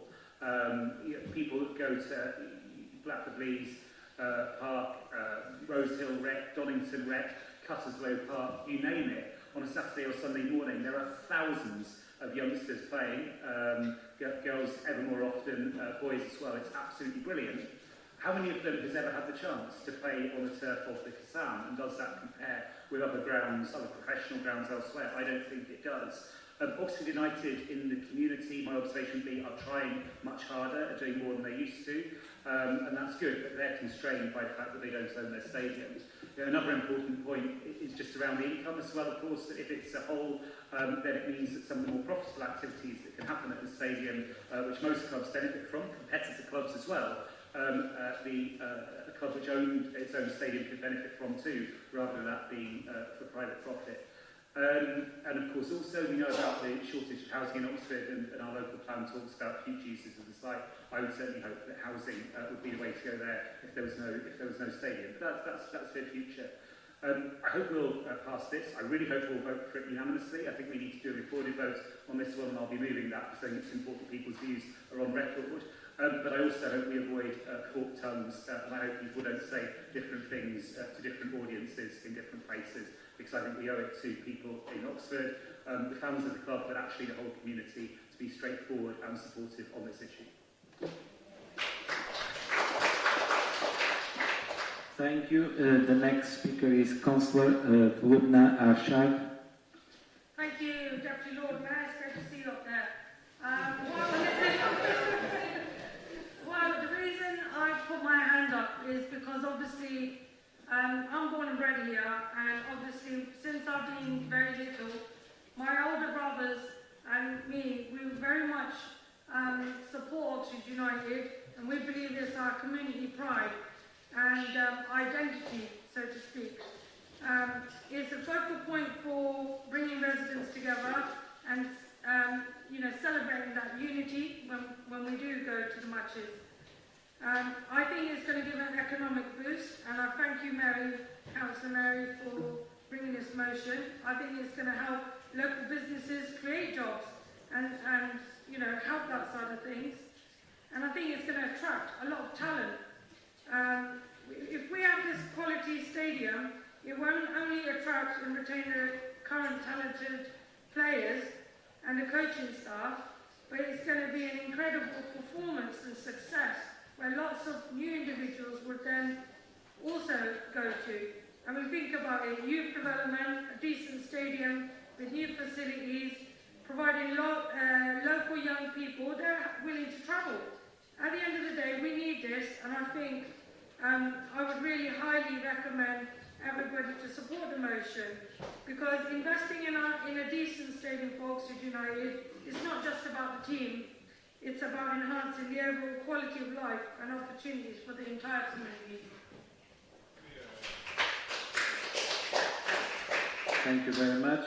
The next is Councillor Joe Sanderson. Thank you, Deputy Lord Mayor. I want to speak to say that I am not anti-football in any way, first of all. In fact, one of my earliest memories is a wonderful Leeds United watch that my father gave me. We were avid supporters, as he was Yorkshireman himself, and we watched every game. Also, I can sing the whole of the Chelsea team football song, and I have a Peter Bonetti boxed doll, the Jordan Pickford of his day, if anybody remembers him. And I also lived in a place where, when there were matches in Chelsea at Stamford Bridge, when they played at home, the roads for at least a mile radiating out from the stadium were completely blocked. So I would say definitely thumbs up to Oxford United relocating, having a good location, and given the fantastic work that they do with young people and many vulnerable groups, and also having a place where women footballers can play and thrive. So I'm absolutely in support in that sense, as long as there are good public transport links in place and traffic and parking, so that local residents are not negatively affected, and that there is people have the ability to leave their nearby parts of Oxford and travel successfully on match days. Yeah, let's go for it. Thank you very much. The next speaker is Theodore Japp. Thank you, Deputy Lord Mayor, and can I say what an honour it is to deliver my maiden speech on an issue of such great cultural importance for the city. Many colleagues will recall being present on the steps of this building to witness the final stages of the Victory Parade on the 20th of May. I think Councillor Ottino and I were both stuck in licensing training, but I managed to catch a little bit of it. Following the U's promotion to the Championship for the first time in a quarter of a century, we all witnessed the sea of yellow and navy, the thousands upon thousands of supporters of all backgrounds who came together to line the High and St Aldate's. Most of them from Oxford, of course, but many from further afield, from Bicester, from Didcot, from Kidlington, from Witney, not to mention all those who, having moved even further afield, returned to the city of their childhood to cheer on their victorious yellows. I point this out to show that a tremendous number of people in this city and county care very deeply about the fortunes of Oxford United, a football club that has suffered at various points in its history from poor management, shaky finances, and most recently from a severely imbalanced relationship with its landlord. I was heartened to learn that Oxford County Council and Oxford United had signed the heads of terms and more recently the lease option and the community collaboration agreement for a new stadium at the Triangle. These are all developments which will safeguard the future of the club. A new stadium at the Triangle on land leased by the County Council will give Oxford United a long-term, sustainable home worthy of its recent promotion to the Championship. And although the fate of the relevant planning application will lie with Charles District Council later this year, I believe we owe it to the tens of thousands of supporters amongst our constituents in all parts of the city and to the future of football in Oxford to add our voices to those welcoming the progress that has been made. I found it perplexing that the Labour Group's motion as proposed referred to, I quote, Oxford United's proposals to build a stadium at Stratfield Brake, end quote. Anyone paying even the slightest attention to the progress on this issue will know that Stratfield Brake has been out of the picture for 2 years now, and that all current work is focused on the so-called Triangle site, as has been mentioned previously. Many members of the Labour Group are committed fans themselves, not these councillors Chapman, Arshad, Ligo. So why the unforced error? I can't help but wonder whether the outdated motion originally submitted was the hasty product of a desire to grandstand, rather than being motivated by a genuine wish to make a meaningful, detailed and impactful contribution to the argument in favour of a stadium being built. That notwithstanding, and viewing, as I do, the prospect of a stadium being built at the Triangle as a historic opportunity for the club, for Oxford and for the county, I enthusiastically support this motion, and I hope that colleagues will be able to do the same. Thank you. Thank you very much. I will say the next speaker, and the second next speaker is better for prepare, okay? The next speaker is Catherine Miles, and prepare, and Raoul. Thank you. I too was stuck in licensing, but I did get to touch the trophy afterwards, which is very exciting, and also for my family who's from West Country. My mailbox has received kind of a balance of responses from residents about the proposals on both sides of the fence, and so I do want to record residents' concerns expressed regarding potential congestion from travel to the site in the Triangle, and also related to violence. I think these are operational issues though, and we're not the planning committee deciding the application, and these are the sorts of things that the planning application conditions can address. I do support the principle though of Oxford United's new stadium for a football club that is in a location that will enable biodiversity net gain on the site and is well located for sustainable travel options next to the Mine Station. And I really hope that this new stadium to replace the Kassam will secure the future of the club, as others have said, and create what I think can be seen as like 21st century facilities. What though really for me is important is that this not only meets the needs of the professional athletes, but the public benefit element. From a gender equality perspective, I find it shocking what I hear that there have been restrictions on girls being able to play football in Kassam, and at a time when we're trying to get more and more women and girls into sports and football, having facilities through this creation of a replacement stadium is, for me, a gender equality issue in sport as well, and I support that. Thank you.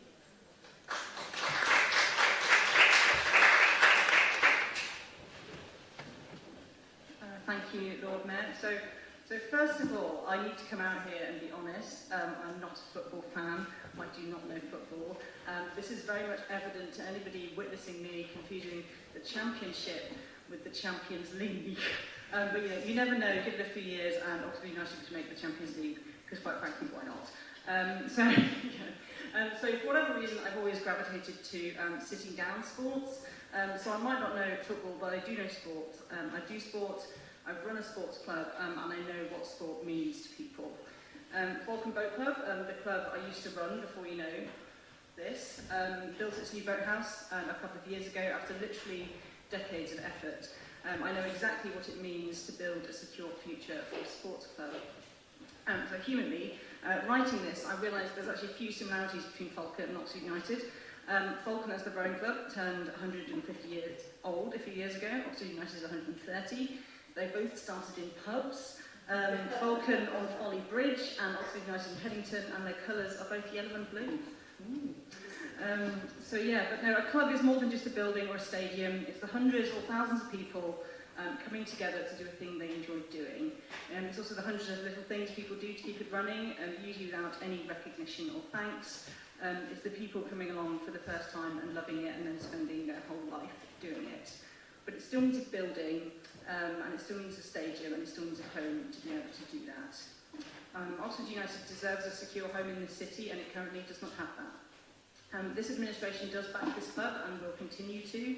When Oxford United got promoted to the Championship, not the Champions League, not yet, we made sure there was going to be a public parade in the city. Some of the opposite who made that genuinely iconic parade happen here in this room, and I'm still grateful for their heroic efforts on that. A lot of cities would not have done that and genuinely do not host parades, but we did. Oxford United is important to a lot of people in the city, and so it is important to us. That goes beyond just celebrating the good times, though. It needs a new home, a home that it controls and owns, and for that reason I back the new stadium. Thank you very much. Okay, then the next speaker is Councillor Nigel Chapman. Thank you very much, Deputy Lord Mayor. I'm an unabashed Hughes fan. I've been a season ticket holder for 20 years. I've spent more hours on the South Sound Upper than I can possibly count. And I've really enjoyed most of it, but not all of it. We've had some dark times. Been down in the conference. I can remember entertaining the likes of Gateshead. Jolly good that was, and Ebfleet United. But this year I look forward to the heady heights of Birmingham City and Hull City and Luton and Burnley. That's to make the point that football is a fragile business. And in some ways, the higher you go, the more dangerous it is. Because you have to attract and retain an excellent squad in order to compete in the Championship. And that's why it's important that this club is on secure footing, financially for the long term. As Ed made the point, if you don't own your own stadium, then frankly a load of revenue that you should be getting, which other clubs get from food and drink sales, advertising, conferences and special events, is actually ruled out. And the landlord, as in most situations where there's a landlord, holds all the cards. And the only assets you as a club have are the players, nothing else, nothing tangible on which to borrow in the future. The second thing I want to say is that football is a about all the things we said tonight. It's about community, it's about pride, it's about self-esteem, it's about locality. Somebody wanted to challenge Bill Shankly about football, saying it didn't really matter very much. It wasn't about life and death, and he said rather dryly, no, it's more important than that. And actually that captures for me the sense of passion and commitment that football fans have. And when I go to the Kassam or any football stadium, I think I put my differences behind me, and I gather together with people of a common cause to support my local team and to want them to do well. And they'll never do as well as they can without owning their own stadium. That's the truth. That's why we need to back this motion and put all pressure we can to make it happen. I do understand people's concerns about traffic, buses, not enough transport links and all that. But you just have to think of the greater good. The greater good here is about a sense of cohesion, community, pride, love for your locality where you live and the things that you really care about. You can't really put a price on that. Those things are at the heart of a great community. And for me, that's why we need to get ourselves fully 100% behind this planning application, put our shoulder to the wheel and make sure that the views are not playing in some benighted place, sharing some ground with Wickham or Reading in the years ahead, or worse, carrying on Franklin Kassam Stadium, which is some sort of concrete mausoleum which is falling down. I mean, God, if you go to the gentlemen's toilets in the Kassam Stadium, it's not a happy place, I can tell you. It's really, really, really in a bad place. The whole ground is actually literally falling down. Therefore, for all those reasons, I urge us to support this motion tonight. Football needs to come home, it needs a home in Oxford. Let's support this motion. Thank you. The next speaker is Councillor Emily Keir. Hello, I share many of the sentiments expressed tonight. My family, like Councillor Chapman, the season ticket holders, huge supporters of Oxford United, and it clearly needs a new home. I have a serious concern about process, however. It concerns me, firstly, that Stratfield Break was repeatedly mentioned in all of the documents. There was no mention of the triangle, and it's only just now that we've been updated as to the fact that this motion is not actually about Stratfield Break, it is in fact about the triangle. I think that's a serious oversight in something as important as this. It really is. Secondly, this is primarily a matter for Cherwell District Council Planning, the County Council, and with as consultees, the Kidlington Parish Council. So I'm not sure of the appropriateness of us making a decision about something so serious that has firstly been presented erroneously and secondly it is not within our jurisdiction. So hugely support the concept, the thoughts, the idea that we need a new stadium for Oxford United, which is, as I say, like many of you, a huge deal to many in my family. I am extremely concerned about the process. Thank you. The next speaker is Councillor Osnia Jafari Marbini. Thank you. My then 6-year-old's first ever football match was watching the Yellows, and we were lucky enough to go to Wembley, and I really struggled to get him to take off his t-shirt for a long time after that. So he really loves it, and it is really, really nice to see Oxford United in the community really try and get out there and teach young children and the young in our city, not just to play football, but something that everyone could learn from, and our best colleagues in wherever sphere we're from really hold dear, and that is the ability to be a team player for the greater good, and a quality that many could learn from. And I will be supporting this motion, though the residents in my ward of Northfield Brook will miss the Kassam Stadium, but everyone's really committed to Oxford United and will be supporting it. Thank you. Thank you. The next speaker is Chris Smolton. Thank you, Deputy Mayor. I'll be glad to support this motion today. I agree with my colleagues at the County Council who gave the approval in principle for the leasing of the Triangle site that was made last September. Naturally, there are details to be sorted out, and equally naturally, there is some tension in how that resolution happens. Stadium unavoidably has externalities. They affect the local residents, mainly traffic related, and it's quite right that the club is going to push for the resolution to that is best for it, and that's going to have a certain amount of tension involved with it. It is also quite right that it's local councillors who will go out to bat for their local residents in that respect, and I'm confident that the two groups will get together and form a constructive and useful resolution there.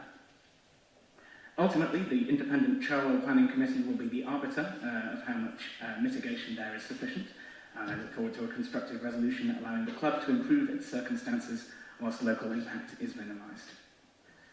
I must say I'm a little bit surprised to hear Councillor Turner level the threat of a recorded vote, since we all seem to be in violent agreement.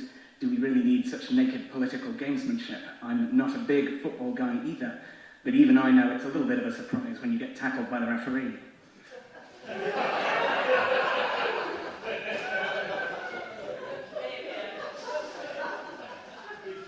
Nonetheless, I look forward to constructive progress, a good solution for the club, a good solution for the local community. Thank you.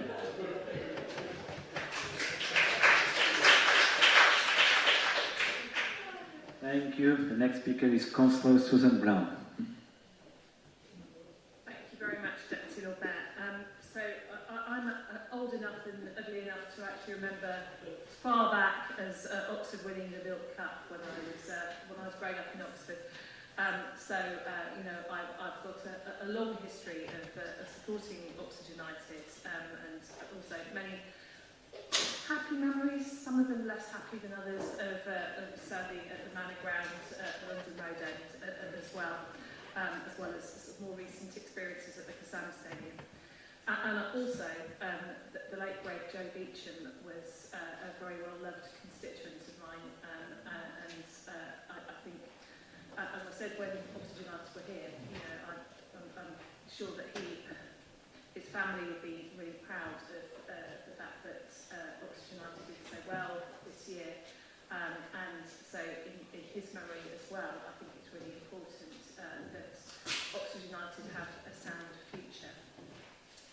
And I'm a bit surprised to hear Councillor Kerr suggest that this isn't a matter for this chamber. We've discussed all sorts of foreign policy issues in this chamber and have expressed views on them, and you know, with some justification, because these are important issues for many people in our city. But this is very much an issue for people in our city. It's our club, and it's something which is, you know, if this proposed stadium goes ahead, it's just outside the boundaries of our city. It's about as close as you can get, and you know, not quite be in our city. So I think it's pretty important that we do have a view expressed by this council chamber on this issue. We have been doing our best to support the club for years, both through their existing arrangements, but also in terms of their future. And so I commend the motion to people. I hope everyone in this chamber can support it. I think it would be a great shame if that was not the case.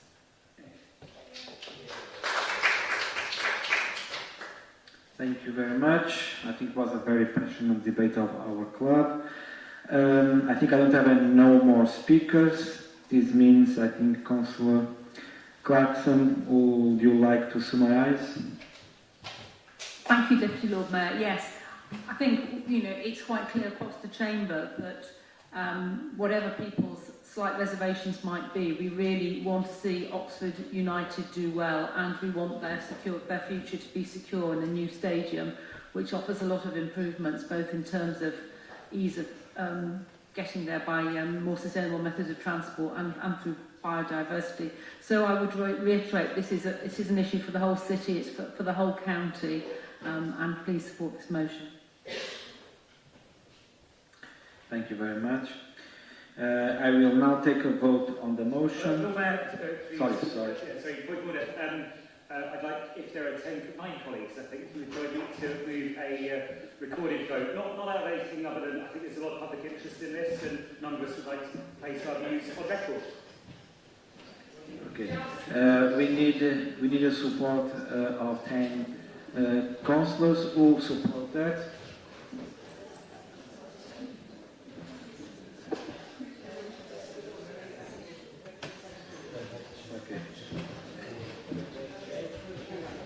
Okay.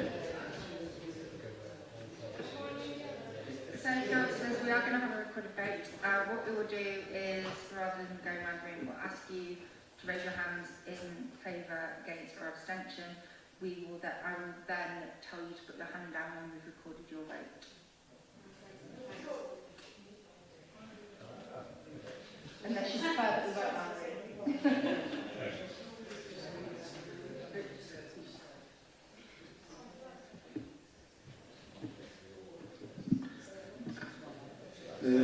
Are there any, we'll now put the votes of the motion. Please can I ask the members keep their hands and I think we are doing that and she recorded, okay. Those in favour of the motion?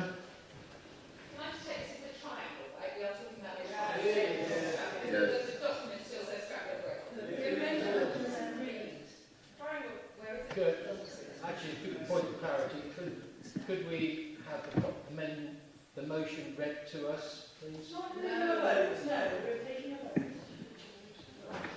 Councillor Alford, you can put down your hand. Councillor Martin, you can put down your hand. Councillor Smith, you can put down your hand. Councillor Jupp, you can put down your hand. Councillor Smoton, you can put down your hand. Councillor Foulweather. Councillor Tafari Mbini. Councillor Coyne.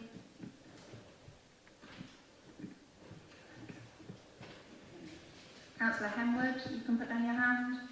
Councillor Stairs, you can put down your hand.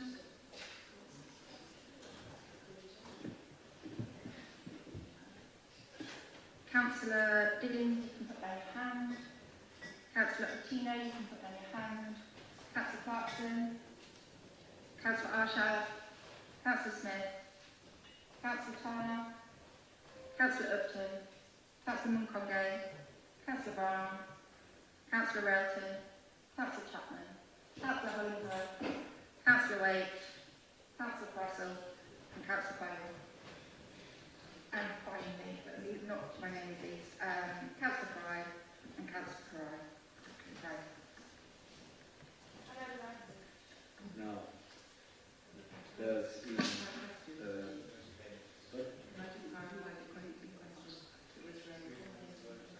we are voting against now. Does against and any abstentions?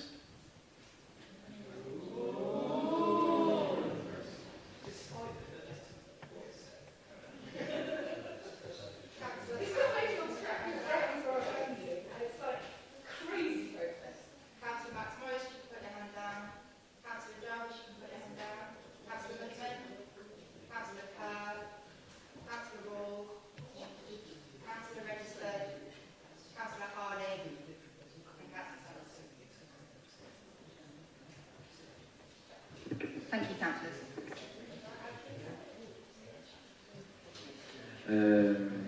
Thank you.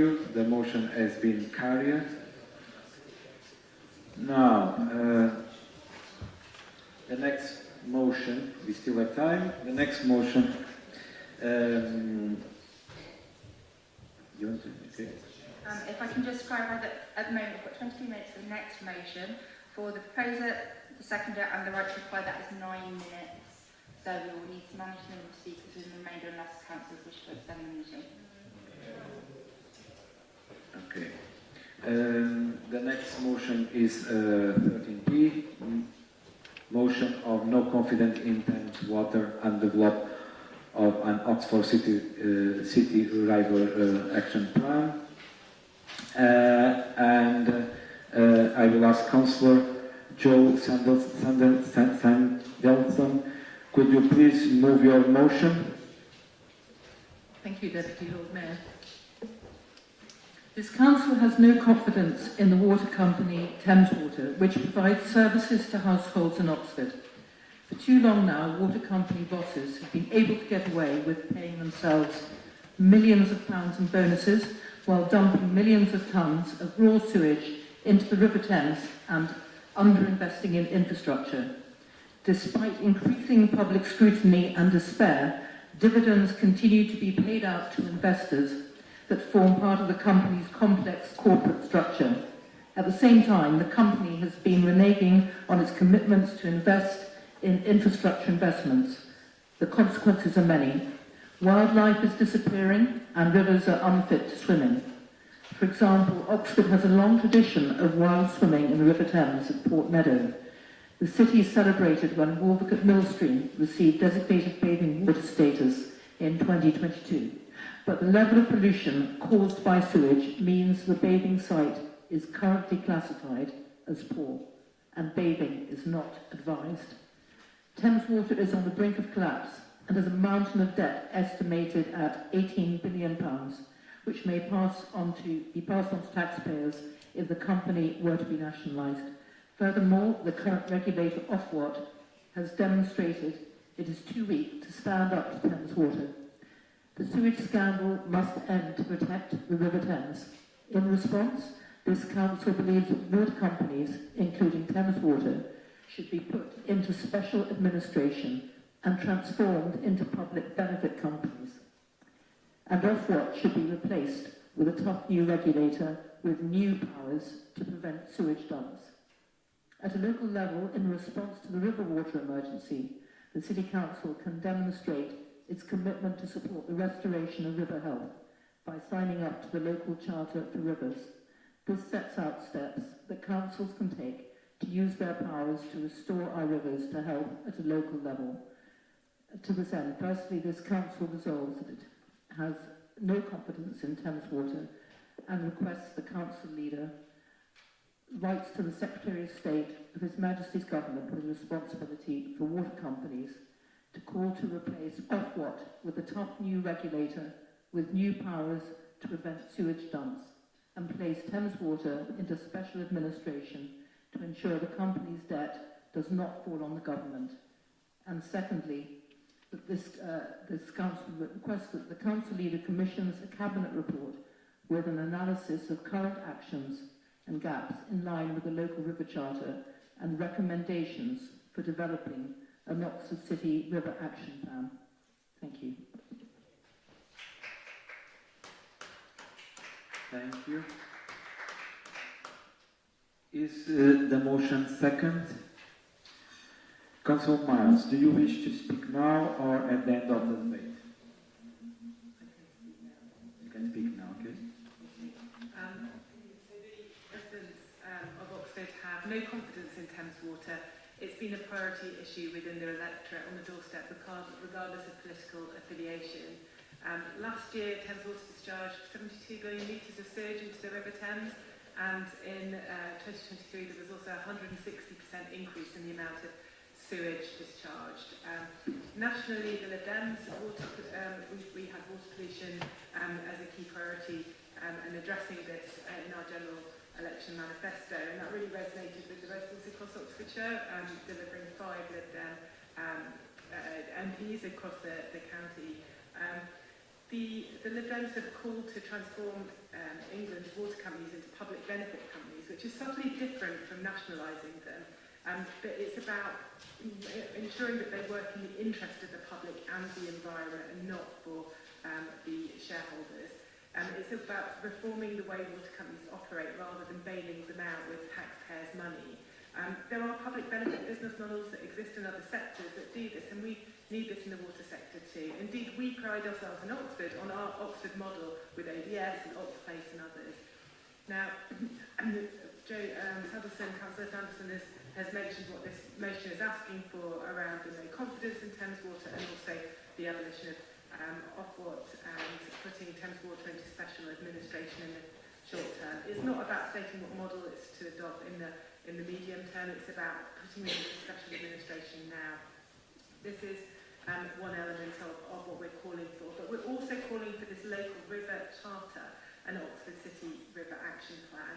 At the Oxfordshire Clean Rivers debate, which was there was a cross-party group of us who were asked to commit to something on river pollution to address this challenge in the city, and this is what this motion is doing today. There was a strength of feeling that actions can be taken at the local level by city councils, not just here in Oxford, but elsewhere, to address the crisis of pollution in our rivers. And this motion acknowledges this, that there are actions that we may be able to take to restore the health of our beloved Thames.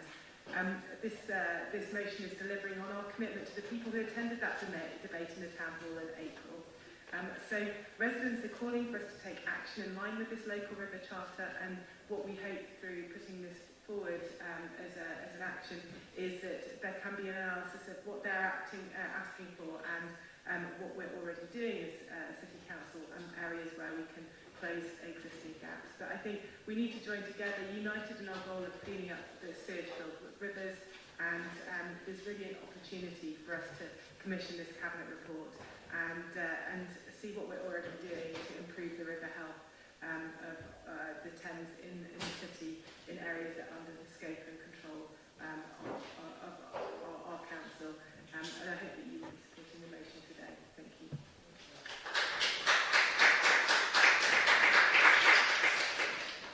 Thank you very much. I understand that there have been changes to the published amendments. I would like to ask the monitor officer to explain. Yeah, thank you, Laura. 2 amendments were proposed and are on the agenda, but my understanding is that the one from Labour and the one from the Greens have now been combined, and they will be presented as one. Proposed by Councillor Attino, seconded by Councillor Jarvis. The Lib Dem, Labour and Green leaders have agreed that there will be no copies for their groups, and therefore we'll just distribute copies of the proposed amendment to the remaining groups back of the room.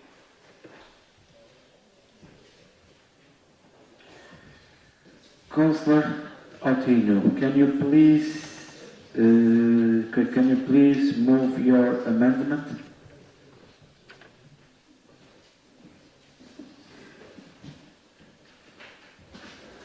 Yeah, well, water that falls from the sky as rain, water that flows down our rivers and into the pipes that carry it into and away from our homes and businesses should belong to no business to make profit from. It should belong to all of us, public ownership. And those that manage it and the wastewater we all create should be directly accountable to us, the public, through democratic processes. Debts created by the shareholders whilst making profit from our natural resources are debts that those very shareholders are responsible for. Wherever these debts come from, risky loans, from goods and services not paid from fines or commitments around maintenance not completed, they are for those shareholders to pay for.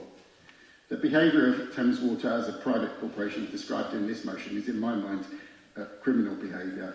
Privatisation of so many of our public utilities has been a Thatcherite failure. No improvement, but much financial profit made. We are clear Thames Water needs to be brought back into public ownership. It needs to be clearly accountable to and the responsibility of us, the public. No one but us, the public, should own it. Deputy Lord Mayor, a point of order. When I agreed not to see a written version of the amendment, I was kind of expecting it to be read out. Could we please hear what the amendment is?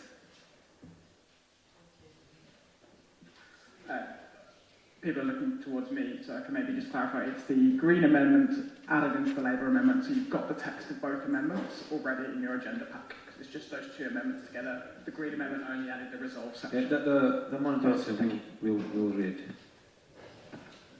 It's I withdraw my request. Councillor Jarvis's explanation is perfectly clear. It is the Green Amendment plus the Labour Amendment. It's the same text shown right at the bottom, and if both things are accepted, both amendments are accepted. Okay. I can ask is the amendment second? Councillor Jarvis, do you wish to speak now or at the end of the debate? Thank you, Deputy Lord Mayor. I shall speak now. So everyone in this chamber can no doubt agree that our water system is an absolute mess. The question at the heart of this amendment, though, is whether we think that that mess is caused by bad regulation of private firms and the structure that they have, or whether that mess is caused by the whole system of privatisation. Now, in January 2023, members from all sides of this chamber took part in a vote on this very question, and we agreed that the stated position of this council was that Thames Water and the other water companies should be taken back into public ownership where they belong. Now, I'm not convinced that much has changed since then in terms of the performance of Thames Water, or indeed the performance of the other water companies. We still have the pollution of our waterways, we still have the dividend payments, we still have the leaks in the system. In fact, I think so little has changed that I've dug out the words that I said then, and I'm going to say them again because I think they apply just as equally now as they did then. So 35 years of water, it's gone up to now, 35 years of water privatisation has been 35 years of disaster. This has been shown to be true time and time again.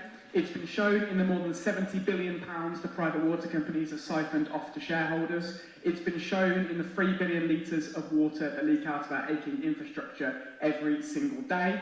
It's been shown in the more than 2 million hours a year that private water companies discharge sewage into our rivers and seas. That's what you get when you run a basic service, not in the public interest, but for private profit. Now, while the whole tree of water privatisation is undoubtedly rotten, Thames Water is amongst the worst of the apples.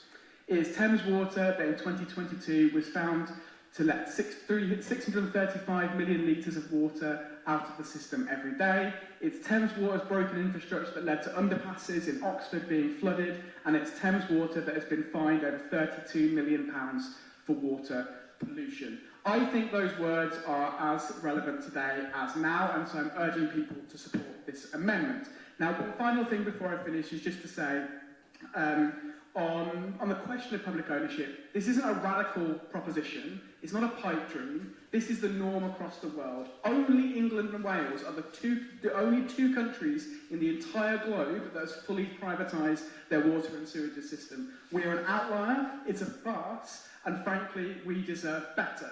Now, we don't have to look across the globe in order to see what public ownership can deliver when it comes to our water system. We only have to look a few hundred miles north to Scotland, where Scottish Water, which was never privatised, is outperforming the English water companies, and indeed Welsh Water, which seems to be the model that the Liberal Democrat group are proposing that we go down as well. So I'd urge everyone to support this motion and to support bringing our water back into public ownership where it belongs, as we did just 18 months ago.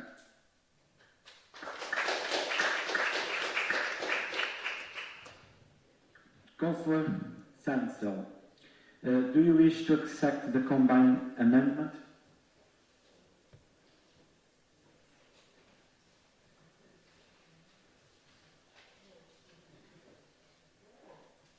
Okay, no. Okay. I don't know if anyone wants to speak. I think you, Councillor, now is open the discussions of amendment motion. I have at the moment one speaker to speak, and okay, two. Okay, Councillor Alex Hollingworth. Yeah, I'll be very quick. I was all geared up to second Councillor Rotino for discovering I've been usurped. So an abbreviated version of those remarks. I'm going to quote from an article published a couple of months ago, which finished, the case of Thames Water must be used to draw a line in the sand. It is an opportunity to show that you cannot pay out £7 billion in dividends, build a debt mountain of over 15 billion, fail to build a single new reservoir, release sewage for millions of hours, and be allowed to stay in post. And I thought that was about a brief summary of why the current model has failed. The difference here, obviously, I would support the motion. If it's unamended, I obviously think the amendment makes it better. The issue is basically what's the means by bringing it back into public ownership and whether it's accountable or not. The model, I think, that's been proposed by the original motion is very similar to what happened to Railtrack, that previously failed piece of privatisation nonsense, where Stephen Byers, that scion of New Labour, the least radical politician, I think, in the New Labour government, nationalised it by stealth.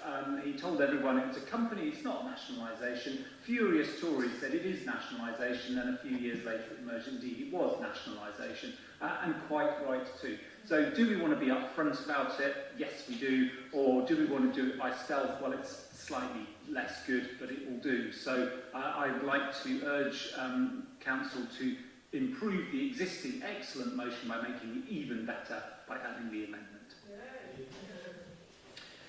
Okay. As you can see, given the time left, what is 5 minutes, I propose we extend the meeting past 9 p.m. by 20 minutes.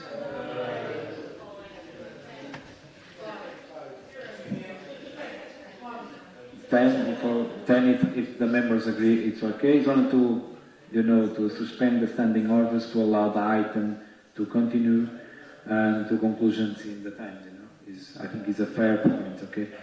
What? That is okay. 10 minutes for us is okay? 10 minutes. Everybody agree? Who is the second?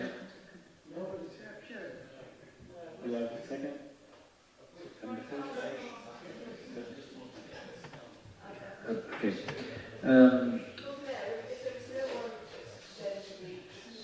Objecting to some form of words that aligns with the original motion or the amended motion as such. I really don't see why we need to go on beyond one more speaker and then someone else. The problem is we have 3 minutes. If we extend 10 minutes, we can finish in 3 minutes. But we have the wait a minute. Councillor Tudor, Jack, want to speak or you? I'd like to move that the question be put. You are speaking about the amendment motion. The amendment followed by the substantive motion. We will vote the amendment combined motion, okay? Who is in favour of the amendment?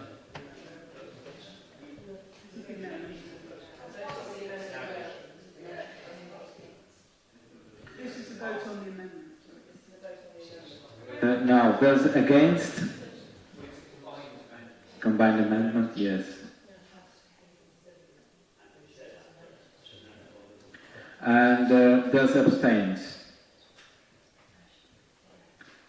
The amendment carry. Okay, now we have 2 minutes to discuss and vote the amendment motion, substantial motion. Can I propose that the amendment, that the motion be put, so we can just okay. vote.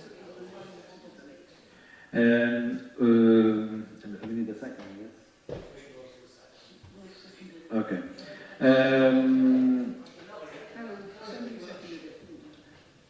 Who is the second? Okay, we have, good. Those in favour of the amendment substantial motion? Amended motion.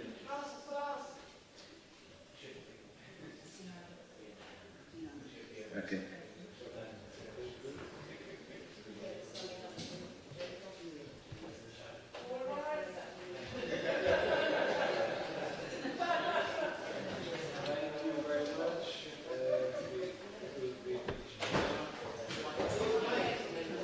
Sorry. Thank you very much. We finished the meeting, okay? Thank you. Well done, Deputy. And next time we will be our Lord Mayor. I hope.